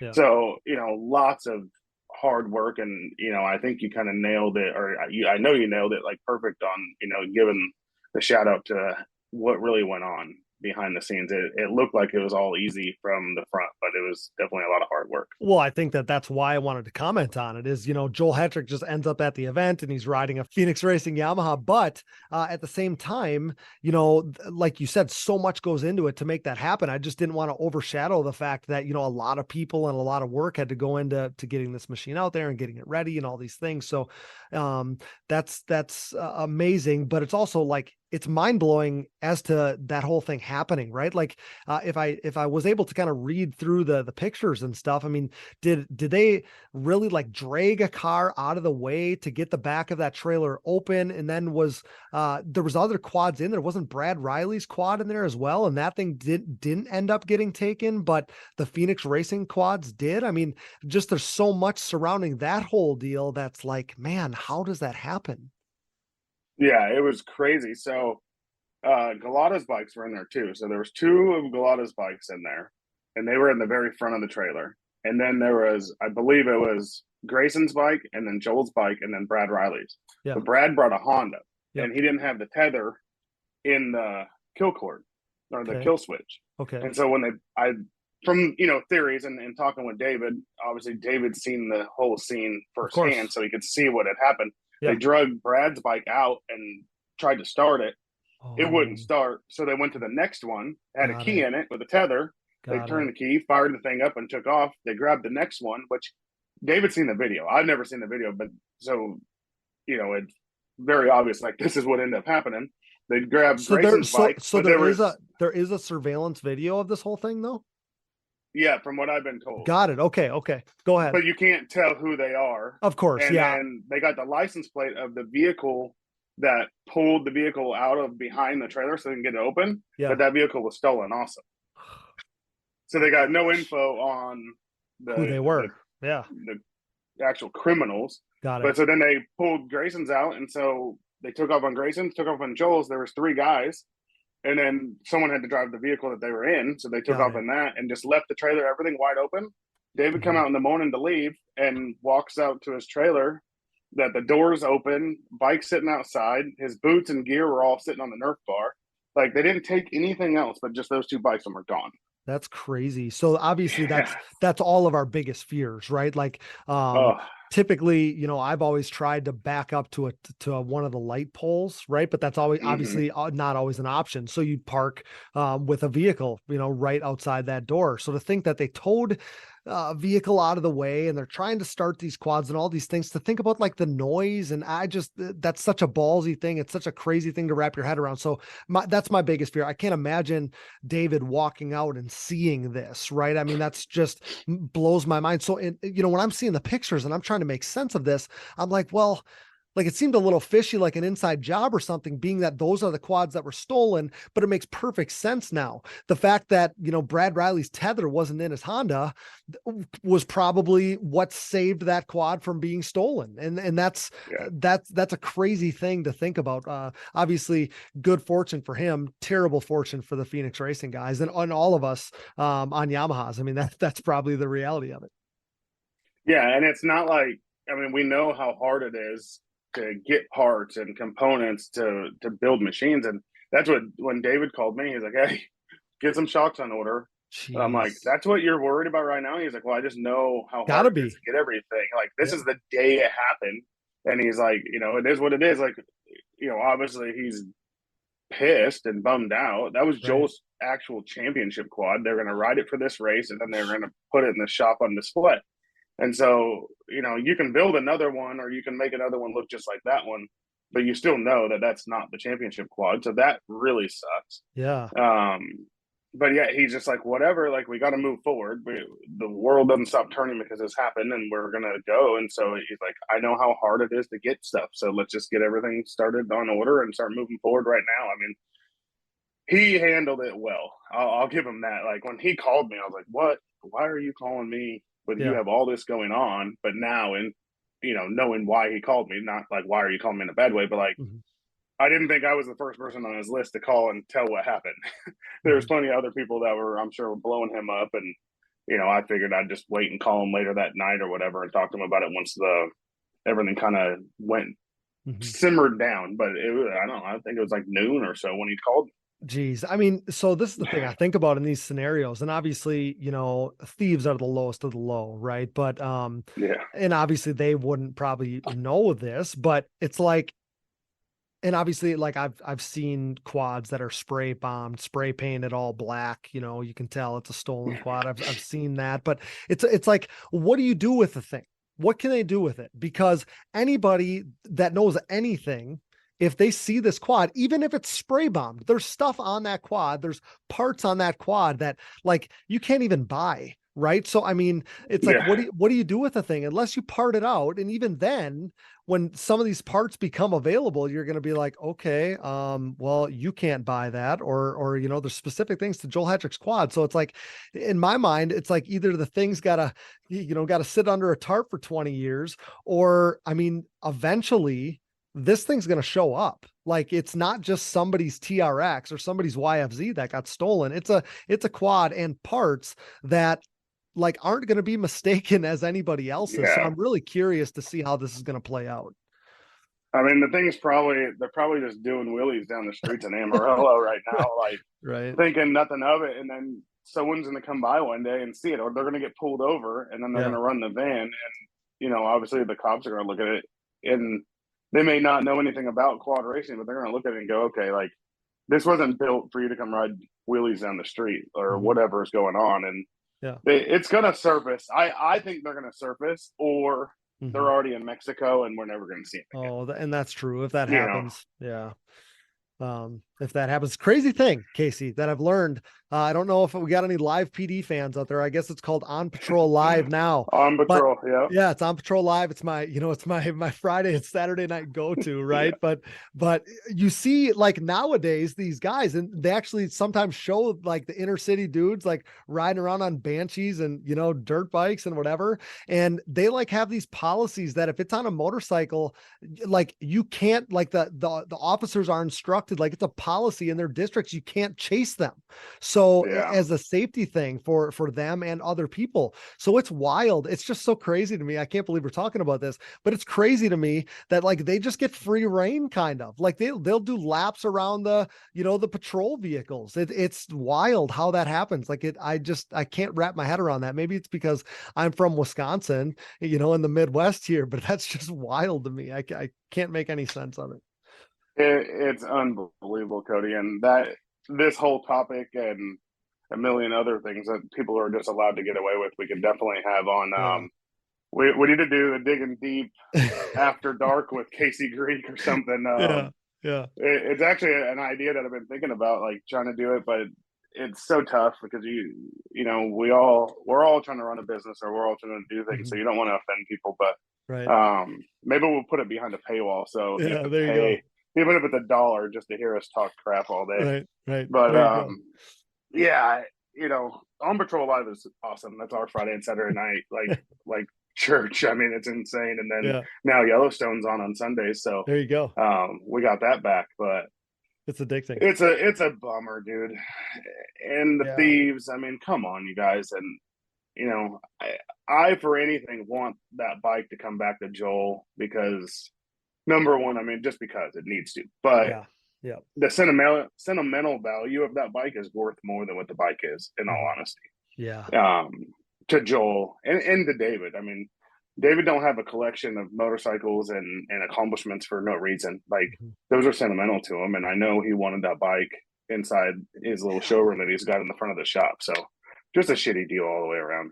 Yeah, absolutely gutted for those guys, and we all are. You can tell by the response on social media with everybody, sharing the posts about it and everything like that. So I absolutely gutted for those guys, and I don't know what a good resolution is, because I mean, there's too much time has went by. The thing wouldn't be the same anymore anyway. But yeah, just absolutely gutted for those guys. But Casey, finishing up here, how are things? I guess home front or work front. Basically, what I'm asking is, how are things at Impact Solutions? Can listeners looking for support from Impact Solutions this off season, can they send resumes in yet? And if so, where should they direct those? I just wanted to touch on some Impact Solutions related stuff before we got out of here. Yeah, no, everything's good. Just cranking away and, getting things done and, kind of ramping up for, really the crazy time. And it really starts happening right here after Thanksgiving. Yep. I hadn't made like a formal announcement of like sponsorship being open, but I did speak with Elka yesterday. They're opening sponsorship. So we're opening sponsorship. You can email me directly at casey@impactsolutionsatv.com or hit me up on social media or whatever, and I'll text it over to whoever needs the email address, and we'll get all those together, and then hopefully I can start having responses back out right at the first of December, and later, maybe even later this week, and kind of over like the Thanksgiving time, we might get a couple of days where I can actually sit and just focus on doing that. I try to just knock it all out at once because it is a very long process sending contracts out to everyone. Yeah, big job. But it's awesome. And, I've already gotten a ton of resumes. So I guess formally opening sponsorship we're going to do right now. I love it. I love it. Well, all of our listeners should get on that for sure. Obviously, Impact Solutions, we talked about it already, but the track record speaks for itself. So much winning from the top to the bottom, from the top classes all the way down to the youth classes. It's incredible. So one last thing I want to leave our listeners with, Casey, we'll leave them with kind of a little tease for an episode to come. Casey works closely with the new GNCC XC1 champ, Mr. Bryson Neal. We already touched on him a little bit, and that's why I didn't want to dig in too much right then and there, because I wanted the teaser to be at the end of the episode here. But we're going to have Bryson coming up on the show here in the near future. So we're stoked on that, Casey. And obviously wanted to thank you for playing a major role in that. He's a guy that I told you, I mean, we have so many overlaps, right, with CST and Impact and all these things. So he was a guy that I wanted to talk to. I think he's a guy that probably listens to our show, at least from watching kind of his social media stuff and interactions with our social stuff and whatever. But a guy that I really wanted to get on the show. So he was at the top of my list. You messaged me the other day and said, hey, what do you think about this? So want to thank you for kind of playing middleman there, but really looking forward to have Bryson on the show here to talk about, I mean, lowest of lows, right? Of getting hurt and coming back from that. And now to being the champion at the pinnacle of the woods racing side of the sport is pretty special. So really, really, really looking forward to getting Bryson Neal on the show here. Yeah, and I talked to Bryson today, and I told him, I said, you better be ready. I said, Cody's going to call you soon, or shoot you a message or whatever. I said, yeah, it'll be cool for him, and what a year that guy had, and just a humble dude. I mean, he's one of my good friends, and we talk, and we talk all the time, and we end up on the phone for hours, and we're not even just talking like racing or business, like just life and stuff like that. So huge congratulations to him. I'm so proud and so thankful to be part of that program. Just a little bit that I get to be is just very thankful for it and thankful for him. Yeah. It seems like an awesome guy. So I'm really, really, really excited for that conversation. But Casey, I think that'll do for now. This is a blast. This conversation was awesome, covering an awesome event. It's been so much fun. We're going to finish up with hearing from Bryce Ford. Coming up here to finish out the episode here, our Huevos Pro Invitational winner. But Casey, just want to thank you so much again for joining us here on the show. You bring so much to it. Again, such a fun conversation. I think I'd kind of thought that the event coverage episodes were done, and seems like this now we might be done, but this has been a really fun one and a really good way to kind of cap the coverage of a really, truly awesome event. Yeah, and thanks for having me again, and I look forward to doing some more shows, and we'll keep grinding here and getting it done. Yeah, I appreciate it, Casey. You're the man. That's Impact Solutions' very own Casey Greek right here on the Digging Deep ATVMX podcast, brought to you by Rocky Mountain ATVMC. You know what to do. Click that banner on our website for all your gear and parts needs this off season. Thanks again, Casey. We'll talk to you soon, buddy. I appreciate it so much. All right, Cody. Thank you. Talk soon.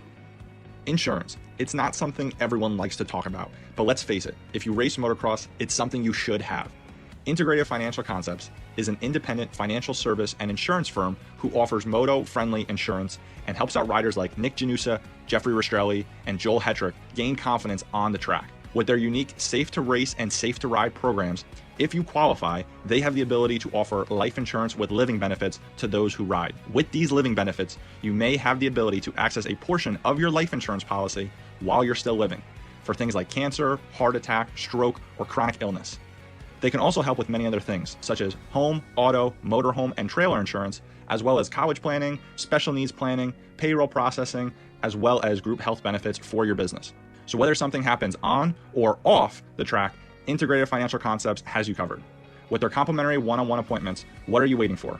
Reach out to Mike Daniele at DANIELE_Michael at nlgroupmail.com today and see how Integrated Financial Concepts can help you.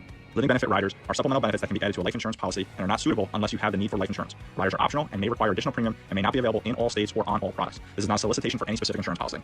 Just like the sport of ATV motocross as a whole, our Digging Deep community is brought together by the love for racing that we all share. Our sport is compiled of many great people, and leading that charge is the Launderville family at Launderville Steel Enterprises and Concrete Supply. This racing-owned family business is a steel and concrete supplier serving the entire United States. Launderville Steel is a full-service steel supplier of new and surplus steel, aluminum, and stainless steel products, headlined by the 4130 chromoly tubing and plate used in the building of chassis for ATVs and UTVs, off-road truck racing, late-model dirt and pro tractor pulling series, drag racing, and more. Launderville Steel loves their racing just as much as we do, but don't forget about their concrete division as well. With over 25 years of experience, the concrete division can supply everything you need to complete your next business or personal project. Their central Midwest location enables LSE to easily serve customers across the United States.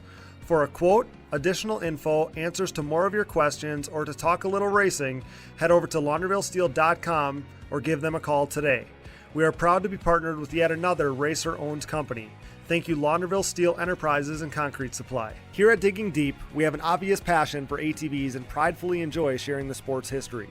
Since 2019, when the podcast was born, we've been working to partner with individuals who share our passion, but one man and his vision had been missing from our partnership group. Until now. When it comes to the sport's history, the hallowed grounds of Binky's Forever ATC Museum has it all. Binky Tapscott's mind-blowing collection of 3- and 4-wheelers has preserved history by spanning all makes and models, from Honda 3-wheelers in chronological order to unique builds that shaped ATV racing as we know it, like Doug Gust's iconic DRZ-powered hybrid thumper and everything in between. There's no denying Binky's passion, a passion that we certainly relate to here at Digging Deep. Binky's goal is to share his amazing collection with fellow enthusiasts by making his prized possessions accessible to the public via scheduled visits. Follow Forever ATC Museum on Facebook and watch foreveratc.com for further updates on possibly getting a chance to see Binky's Forever ATC Museum for yourself. We are proud to welcome Binky's Forever ATC Museum to the Digging Deep family. Evans Waterless Power Sports Coolant. The best power sports coolant on the market, Evans prevents overheating and boilover, so you need not worry about harming your engine or suffering a premature end to your ride no matter what the conditions. Designed for use in ATVs, UTVs, motorcycles, and other power sports equipment, when conditions are at their worst, Evans is at its best. Upgrade to Evans now to avoid overheating and boilover next time you hit the track or trail. Use discount code DIGGINGDEEP20 at checkout to save at evanscoolant.com. Thanks for listening, and remember to support our partners. Now back to the show. All right, guys, back here on the Digging Deep ATVMX podcast, and tonight's final guest has been on an absolute tear, a podium finish to end the ATV motocross season, put Team USA on his back to help win the Quad Cross of Nations for our great country, and now he's $10,000 richer after winning the Huevos Pro Invitational, brought to you by Integrated Financial Concepts and their Safe to Race and Safe to Ride insurance programs. Say hello to Mr. Bryce Ford. Buddy, you got to feel like you're on top of the world right now. It just keeps getting better. Yeah, it felt amazing going to Vegas and getting to race that race, and then winning it the way I won it was definitely crazy, but I'm excited to talk about it, and thanks for having me on.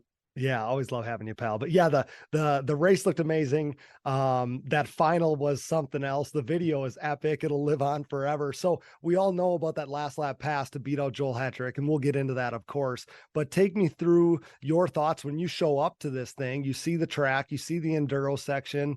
I would have to believe maybe a little pressure or anxiety or something along those lines comes with knowing that like this is different than what we're all used to. Yeah, honestly, when we showed up, we stayed in Vegas and we were driving out there, and then it went to like out in the middle of nowhere. Yeah. So I was not sure what I was getting into, but we saw a bunch of dust somewhere off about like 5 miles away, and coincidentally, it was the track. We show up, the track had no water on it. They were just putting in the logs and tires because the event got moved to locations. Yeah. So when I showed up, I race motocross. I've never seen logs or tires on a track. So I was shocked. I wasn't super nervous about it because I've never truly even hit that stuff. So I was like, it's either going to go really good, I can get over them, or I can't, Yeah. So they get the logs and tires ready. We have a riders meeting, and Wes brings us out there for practice. And I think Max Lindquist was the one to hit it first on the bigger side.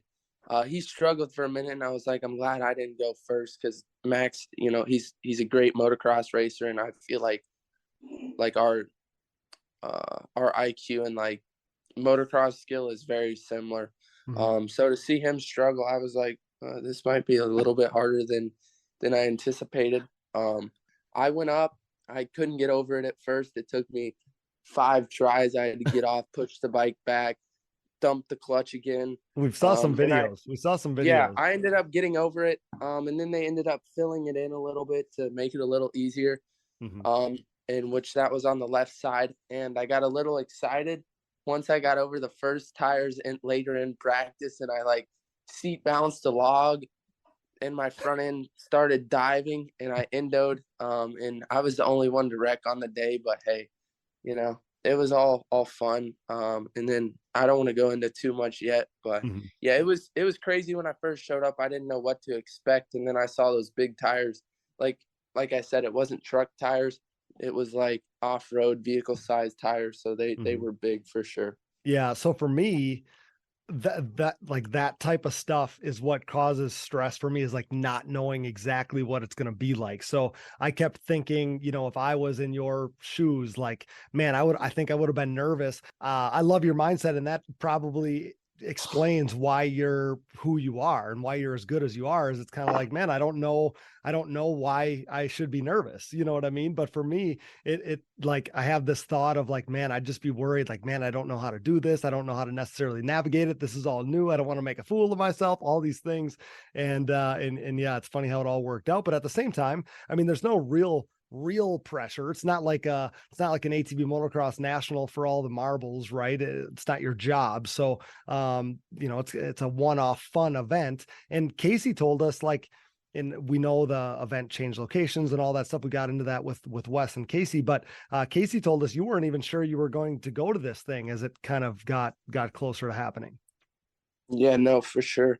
That's the thing, is like before the races, everyone knows like it was planned to be at Prim or whatever. And then all of a sudden the event changed, and I wasn't sure, if the race was going to be, worth it to go to. But hey, Wes made it all happen. It was a super fun event.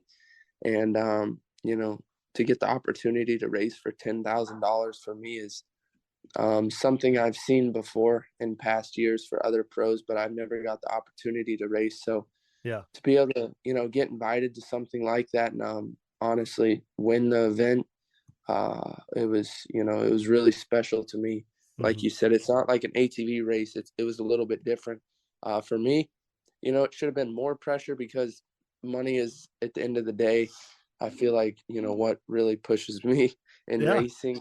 But no, it was awesome. The whole atmosphere of the event, like he had a concert there, band there playing. like it was really cool to see, and just to see like Wes put so much effort and money into an event that, you know, really yanked him around for a little bit, but to see him pull it off, it was really awesome. Yeah, I mean, and then in my mind, like, to think that he creates this big event, there's all these old pros there, these legends, all this stuff, cool event, all this hype, all the posts, all these things that he did to bring it together, and then to be the guy that stood on top of the podium is a pretty special thing. So take me through the racing leading up to the finale. Like I said, we saw some videos. I think the videos I saw were from practice with you taking on the enduro section and stuff, but who did you have like to go up against in the brackets leading up to the finale? Give my listeners the lowdown on that. Yeah, so just before that, we had to do qualifying, and it was going to go from like first place races 16th place, you know, like a bracket goes. But so we were qualifying, and we were all wondering how we were going to do that. And I guess at the other place he had e-score there, like a live timing. But he had to do it off a stopwatch, and I yard sailed it in practice on the left side on the small tires, but the left side was the faster side. So in qualifying, I took the right side just because I felt confident that I could make it through. So that was like, you know, a guaranteed decent time, not, you know, the fastest of the day, but I ended up losing to, it went Joel Hetrick, Max, Walker, or John, and then me. I got fifth, which was honestly, you know, not great for me, but what made it like really cool is that I lost to John Natale, because like growing up, I got to ride with him a lot and do, you know, train and see what he did, and to see him come out of retirement, probably hasn't rode a quad since he retired, get on a YFZ, something that I know he's never rode, right, and beat me on my own bike. I was like, you know, this is like frustrating, but this is like from growing up, this is John Natale. Like this is what he did. And that was super special to me.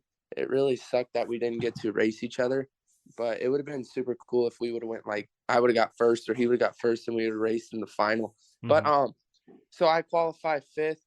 My first race, I raced Brad Riley, and nothing against him, but he looked like he was struggling in practice and qualifying.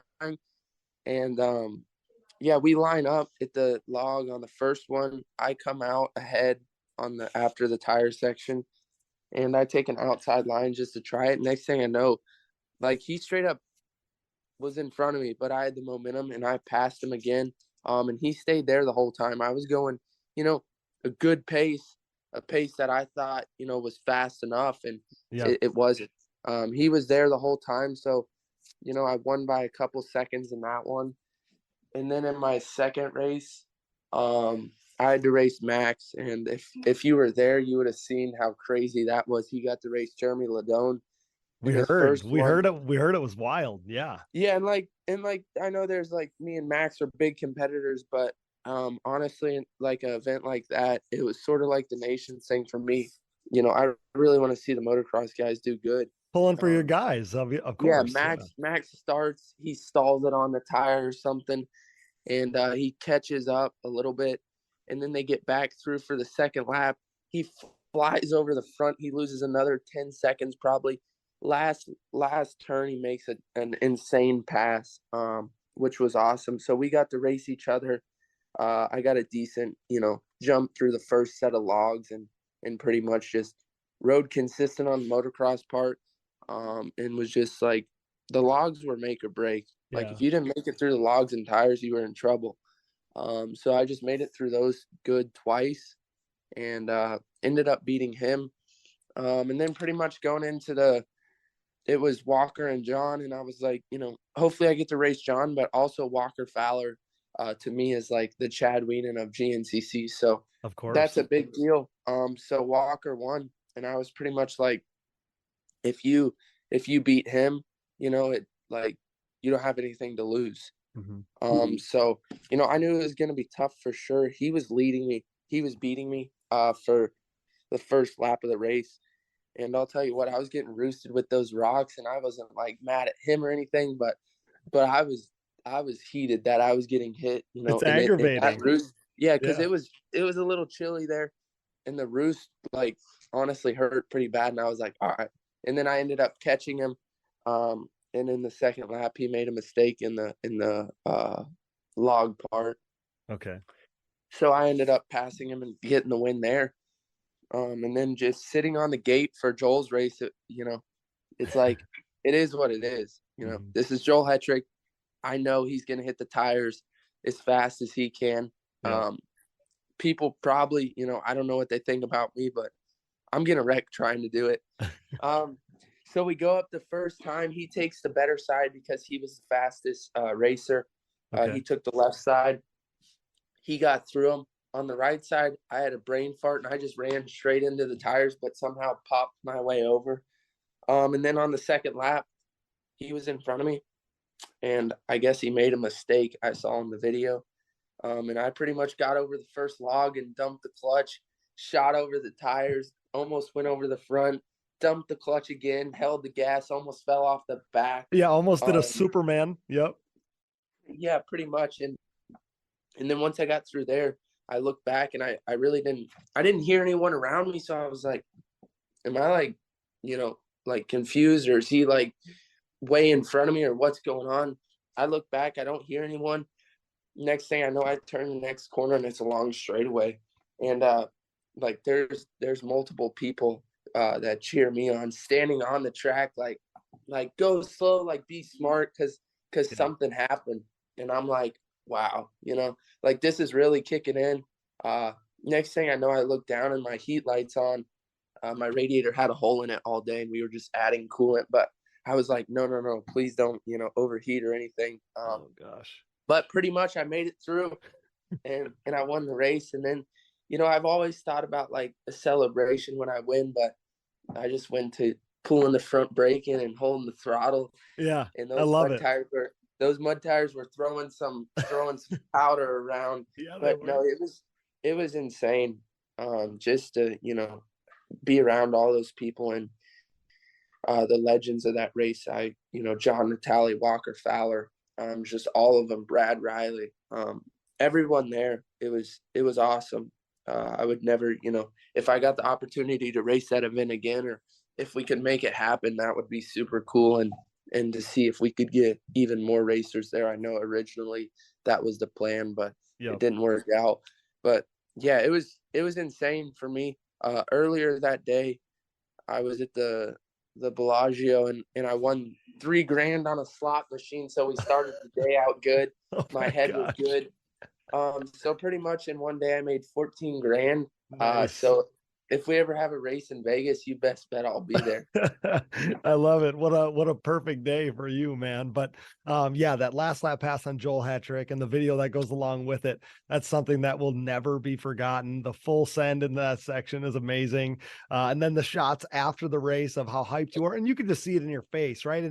And I saw your mom's video of like, oh my God, like Bryce just won $10,000. Like, man, it's just so cool. So definitely worth the trip for you, and you crossed the finish line as the winner of this thing, the event that everybody wanted to win. And you just had to be over the moon. Like I said, I mean, you could see it in your face how cool it was to win this thing. And I don't know how much like you would have been into Huevos when you were growing up, because you know you're younger than dudes my age or whatever, but to win, you know, the Huevos Invitational race, this reunion for Huevos, that's got to be the coolest thing. You know that, I mean, I don't want to speak out of turn here, but you know that every ATV racer on the planet wanted to win that race. You know, you got to be a part of it, and you performed and won that thing, and that's pretty freaking special. Even if it becomes an annual thing, Bryce,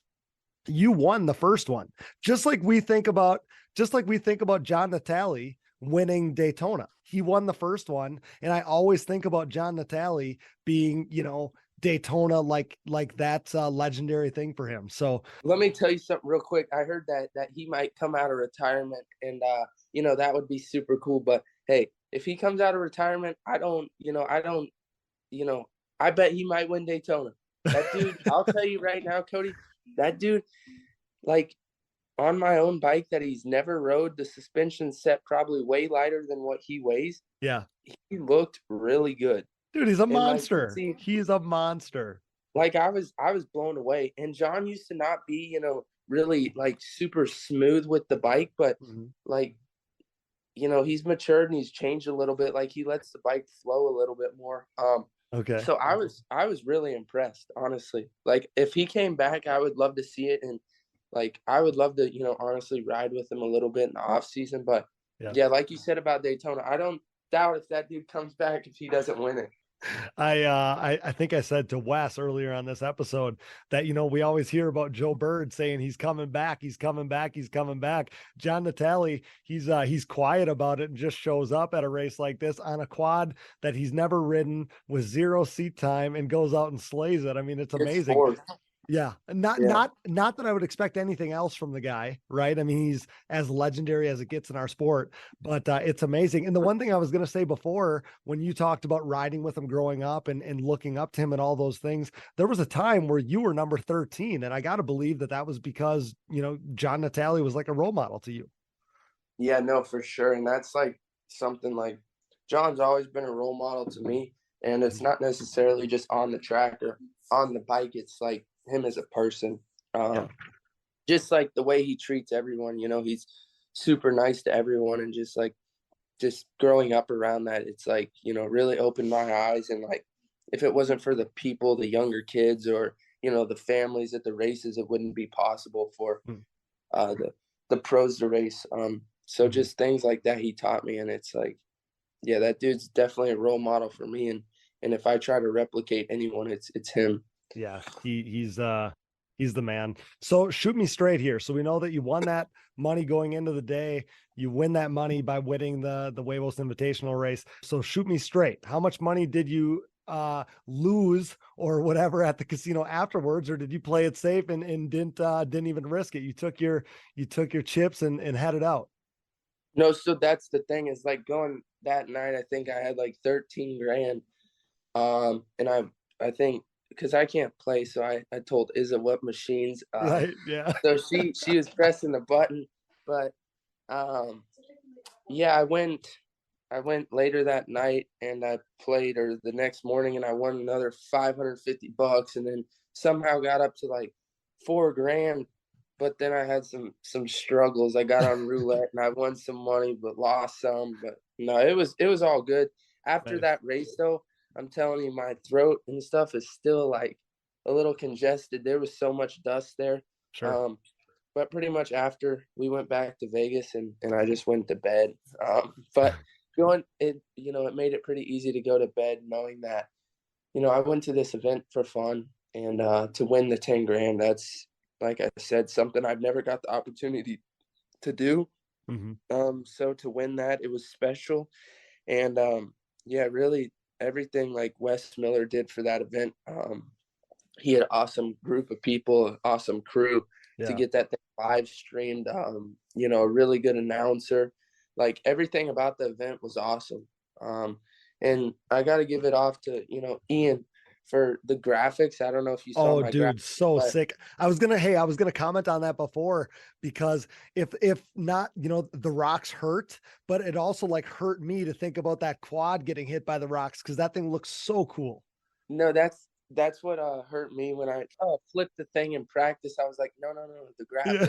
Yeah. Like, I don't care, you know, what's wrong with me. You know, I got a cut on my arm or whatever, but I can't scratch these graphics up. Yeah. But no, those graphics were insane. And just everything he did, I know he, you know, does a lot for everything, and I know he was pretty involved in that event. And to see him fly out there and just support, you know, me and our sport, that's, you know, truly, you know, means a lot to me. There were just so many great people there, like Casey Greek coming, you know, doing tires, helping us with suspension, like just wants to be a part of it. It really means a lot to me, you know, and it was an awesome event. I would like to, you know, go there and race at Works one day, but I definitely need some sprocket and rotor guards. Yeah, you actually said that to me before we hit record here, right? That you bent a rotor right at the beginning of practice. Is that what the story was? Yeah, so Yeah, so pretty much, like I said at the start of the practice, like there was no dirt in front of the tires, so it was like literally drop the clutch, slam the tires, and hope you make it over. And that's what I did, but I kept getting stuck because I was like 70% committed, and then when it came to it, I was like, I'm scared. Right. And my brother was like, you know, telling me, he doesn't really tell me often, but like usually with me, it's like calm down a little bit. Mm-hmm. But he was like, rarely, you gotta go for it. Hey, rarely are you ever 70%, Bryce. Yeah. So I was like, you know, they were talking to me and I was like, Mark's like, you know, you got to commit. And when someone usually tells me something like that, they're like not telling me, but telling me to go harder. So I'm like, you know what?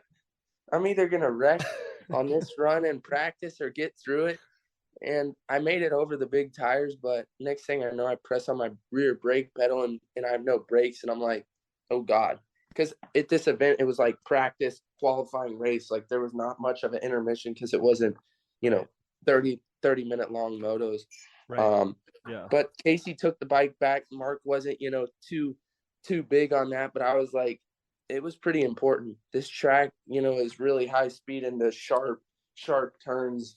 So I got rear brakes. Thank gosh it never bent again. But yeah, it was crazy. Yeah, what an awesome event to talk about. What an awesome weekend. A weekend that you're going to remember forever. And I've been calling it, Bryce. This is the off season of Bryce Ford. You know, you're on a tear, like I said when we started this thing. And what a difference a year makes, Bryce. You know, last off season seemed like you were a little burned out. You know, you kind of told us that on the show earlier this season. It sounded like you may not even go racing at one point. You know, things come together at the 11th hour, et cetera, et cetera. Fast forward to now, and as of mid-November, you could not have had a better off season to this point. And I got to believe that you're just so stoked heading into 2023. I mean, there's nobody right now with more wind in their sails than you. No, and that's the thing is like last year for me, like you said, was a struggle. Like I've said before, this is something I've done since I was 4 years old. And I don't do it for the money. I do it for, you know, the joy and the fun, and it brings our family together. You know, and it's been something in my life I've always done. So like I just really lost it last year because when you get in pro class, it's like the fun is, you know, it's fun, but it's also like it's a business. And to not really make a ton of money at it and, you know, train every day for it and just some of the things that you deal with, it is what it is. But yeah, like these last 3 months for me have really changed. Like ever since Loretta's, I've been, you know, I feel like riding like myself. When I went to Europe, I didn't really stress. I believed in myself, and I did what I needed to there. The Huevos event, I really wasn't sure what I was getting into, but I was prepared, and then doing my thing there. But I feel like that really set me up well for these next 3 months for sure until I start riding again. Like, yeah, I've been working out 2 times a day. I feel like my legs, you know, and my overall strength has gotten better.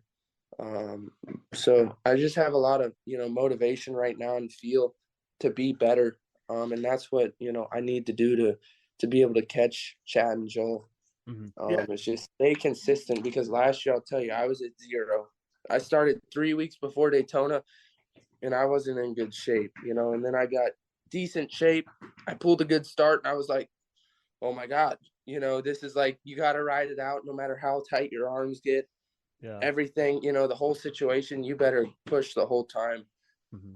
So I just plan on, you know, keep building. I have a great group of people around me. I feel like we've made a lot of progress with my bike, so everything's going good.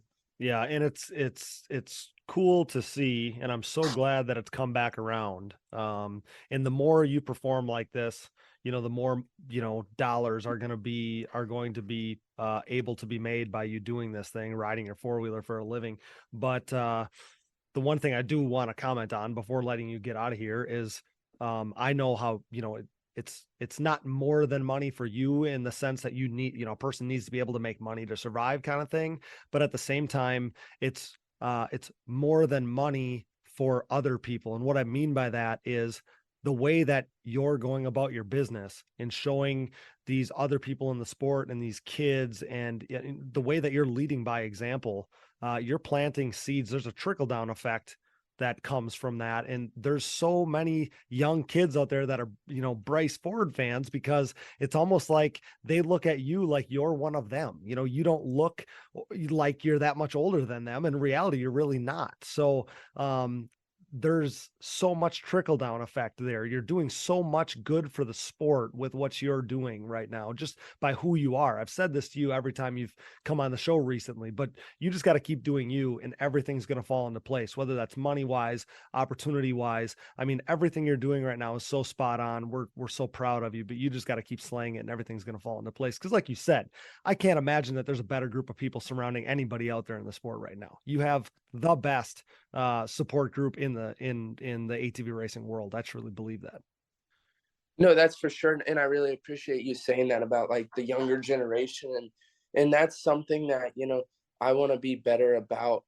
Growing up, like I've told you, there was one guy that really, or two guys, Joel was really engaged with the amateurs, but he was younger at the time. But yeah, John Natale, like that's what really changed, my racing, and just like his mentality and how generous he was to the younger kids.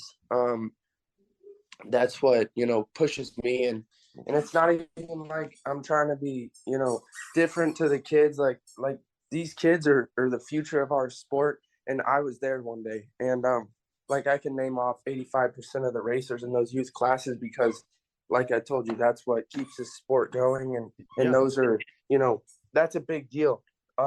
So just for me, that's my goal, to motivate and want competition one day in pro class. Maybe for me, maybe I'm not racing, I want to see 3 or 4 guys go at it. So yeah, I've really learned from John, just following what he did, and just trying to be a better person. But no, I have a great group of people around me, and that's what's pushed me to be the best and be, who I am today.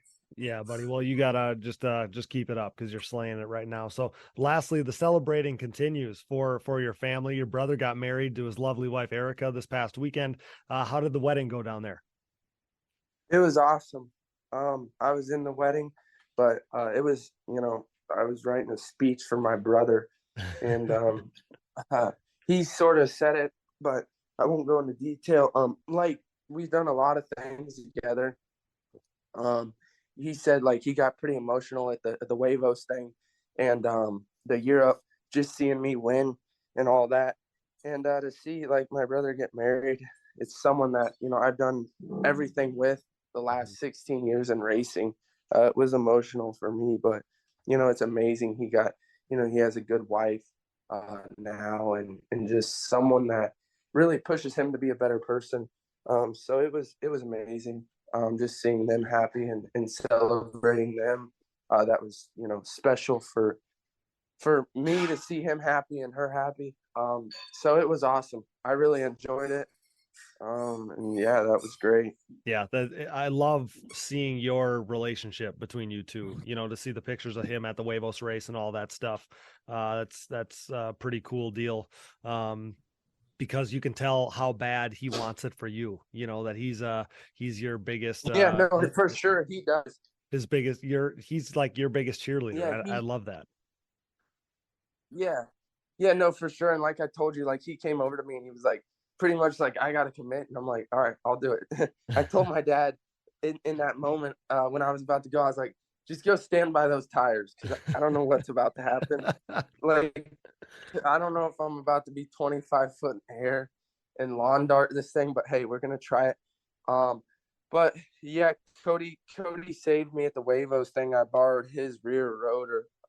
Okay. If it wasn't for him, I would have been in a struggle. So he's looking for his pay cut. No, but it was awesome. Hey, I was gonna. Mine. He keeps joking about he needs his cut. I was going to ask you about a cut earlier when you talked about Izza having to hit the buttons on the machine. So you got all kinds of cuts to figure out, I assume. But man, from all of us here at Digging Deep, we want to congratulate Cody and Erica, of course, the rest of the Ford family. But had to be a sweet feeling for you to bask in the winning vibes for another weekend from that event the weekend prior. So congrats to you as well, man. What a performance, what a win, what a weekend. And then to get to kind of celebrate them while still, I got to believe you still had the good vibes flowing from the weekend earlier. That had to be a pretty great feeling. Yeah, no, it was super awesome. It's been a great 3 months. I don't know when Europe was because life's been moving so fast, but it's been great. The whole thing has been great. It's been amazing. And like you said, to see him get married and to be part of his wedding, it was special for me. Yeah. So yeah, pretty much. Yeah, it's been great. Yeah, well, enjoy the off season, pal. Hopefully things slow down for a little bit now, and you're able to take a little downtime to recharge the batteries before a big 2023. That's going to be super exciting. But man, I can't thank you enough for jumping back on here with me. I appreciate your time so much. We couldn't cover the event without talking to the winner, of course. So thank you so much, and we always love having you, pal. We appreciate it. We appreciate your time so much. Yeah, no, thank you for getting me on. I really appreciate it. And hopefully we'll talk soon, and I'm excited for next year. Thanks again, buddy. We'll talk soon. Okay. That's Huevos Pro Invitational winner, Bryce Ford, right here on the Digging Deep ATVMX podcast, brought to you by Integrated Financial Concepts and their Safe to Race and Safe to Ride insurance programs. See you soon, pal. Congrats again. All he does is win, people. Thank you, Cody. See you, buddy. Man, what an awesome event. What a lineup featuring some awesome conversation. Congrats again to Bryce Ford. Speaking of which, major thanks to tonight's guests, Wes Miller, Bryce Ford, and Casey Greek. Thanks to producer Dallas Jansen, my brother, for all his hard work. Thanks to Brooke and AMA official Harv Whipple. Thanks to all of our donors. You know who you are. We appreciate you so much. Thanks to all of our partners. CST Tires. Go to shop.csttires.com today. Yamaha, thanks to Blue Crew. Thanks to SSI Decals, DID Racing Chain, Namura Technologies, Bronco ATV and UTV Components, Impact Solutions, Launderville Steel Enterprises and Concrete Supply, the financial advice of the Haymara Financial Group, Forworks Carbon, DP Brakes, Factory 43, Integrated Financial Concepts and their Safe to Race and Safe to Ride insurance programs, Binky's Forever ATC Museum, Evans Waterless Power Sports Coolant, Walsh Racecraft, and Manscaped. Get 20% off and free shipping with code DIGGINGDEEP20 at manscaped.com. Support the brands that support our show, and don't forget to use those codes to save. Find it all on our website, and be sure to click that Rocky Mountain ATVMC banner for all your gear and parts needs this off-season and to help us out. And most of all, thanks to you guys for listening. All of our show merchandise is available at shop.diggingdeepatvmx.com, so check that out. And if you're looking for another easy way to help support us, visit our website and click the Patreon or Buy Me a Coffee buttons. This allows you to set up a one-time or monthly contribution to support our efforts. I'm always plugging the voicemail line. If you guys want to call in, talk about a show, a topic, ask questions, anything, we'd love to feature some of that stuff on the show. So that number is 920-569-3519. We want to hear from you, so give us a call. Follow the show on social media, Digging Deep ATVMX Podcast, and myself, Cody Jansen, for additional content, coverage, and more fun stuff throughout the off-season. You can find us on Apple Podcasts, Google Podcasts, Amazon Podcasts, Spotify, Stitcher, and more. Wherever you find podcasts, you'll find the Digging Deep ATVMX Podcast.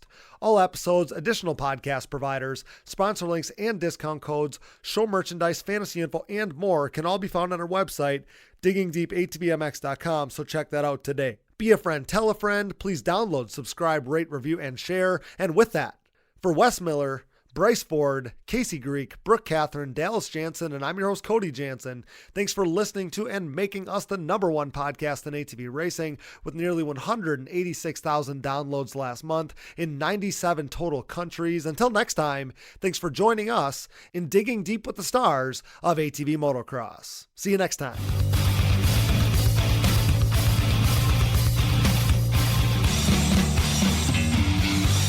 Things are crashing and burning here at the Digging Deep podcast, much like the Titanic. Those guys were hauling ass, for real. I remember watching Doug Gus, I don't know who it was, Steel City, running the same times Friday afternoon as James Stewart was on Sunday back then. It was mental. I've never seen quads go that fast. Quad lures are freaking gnarly.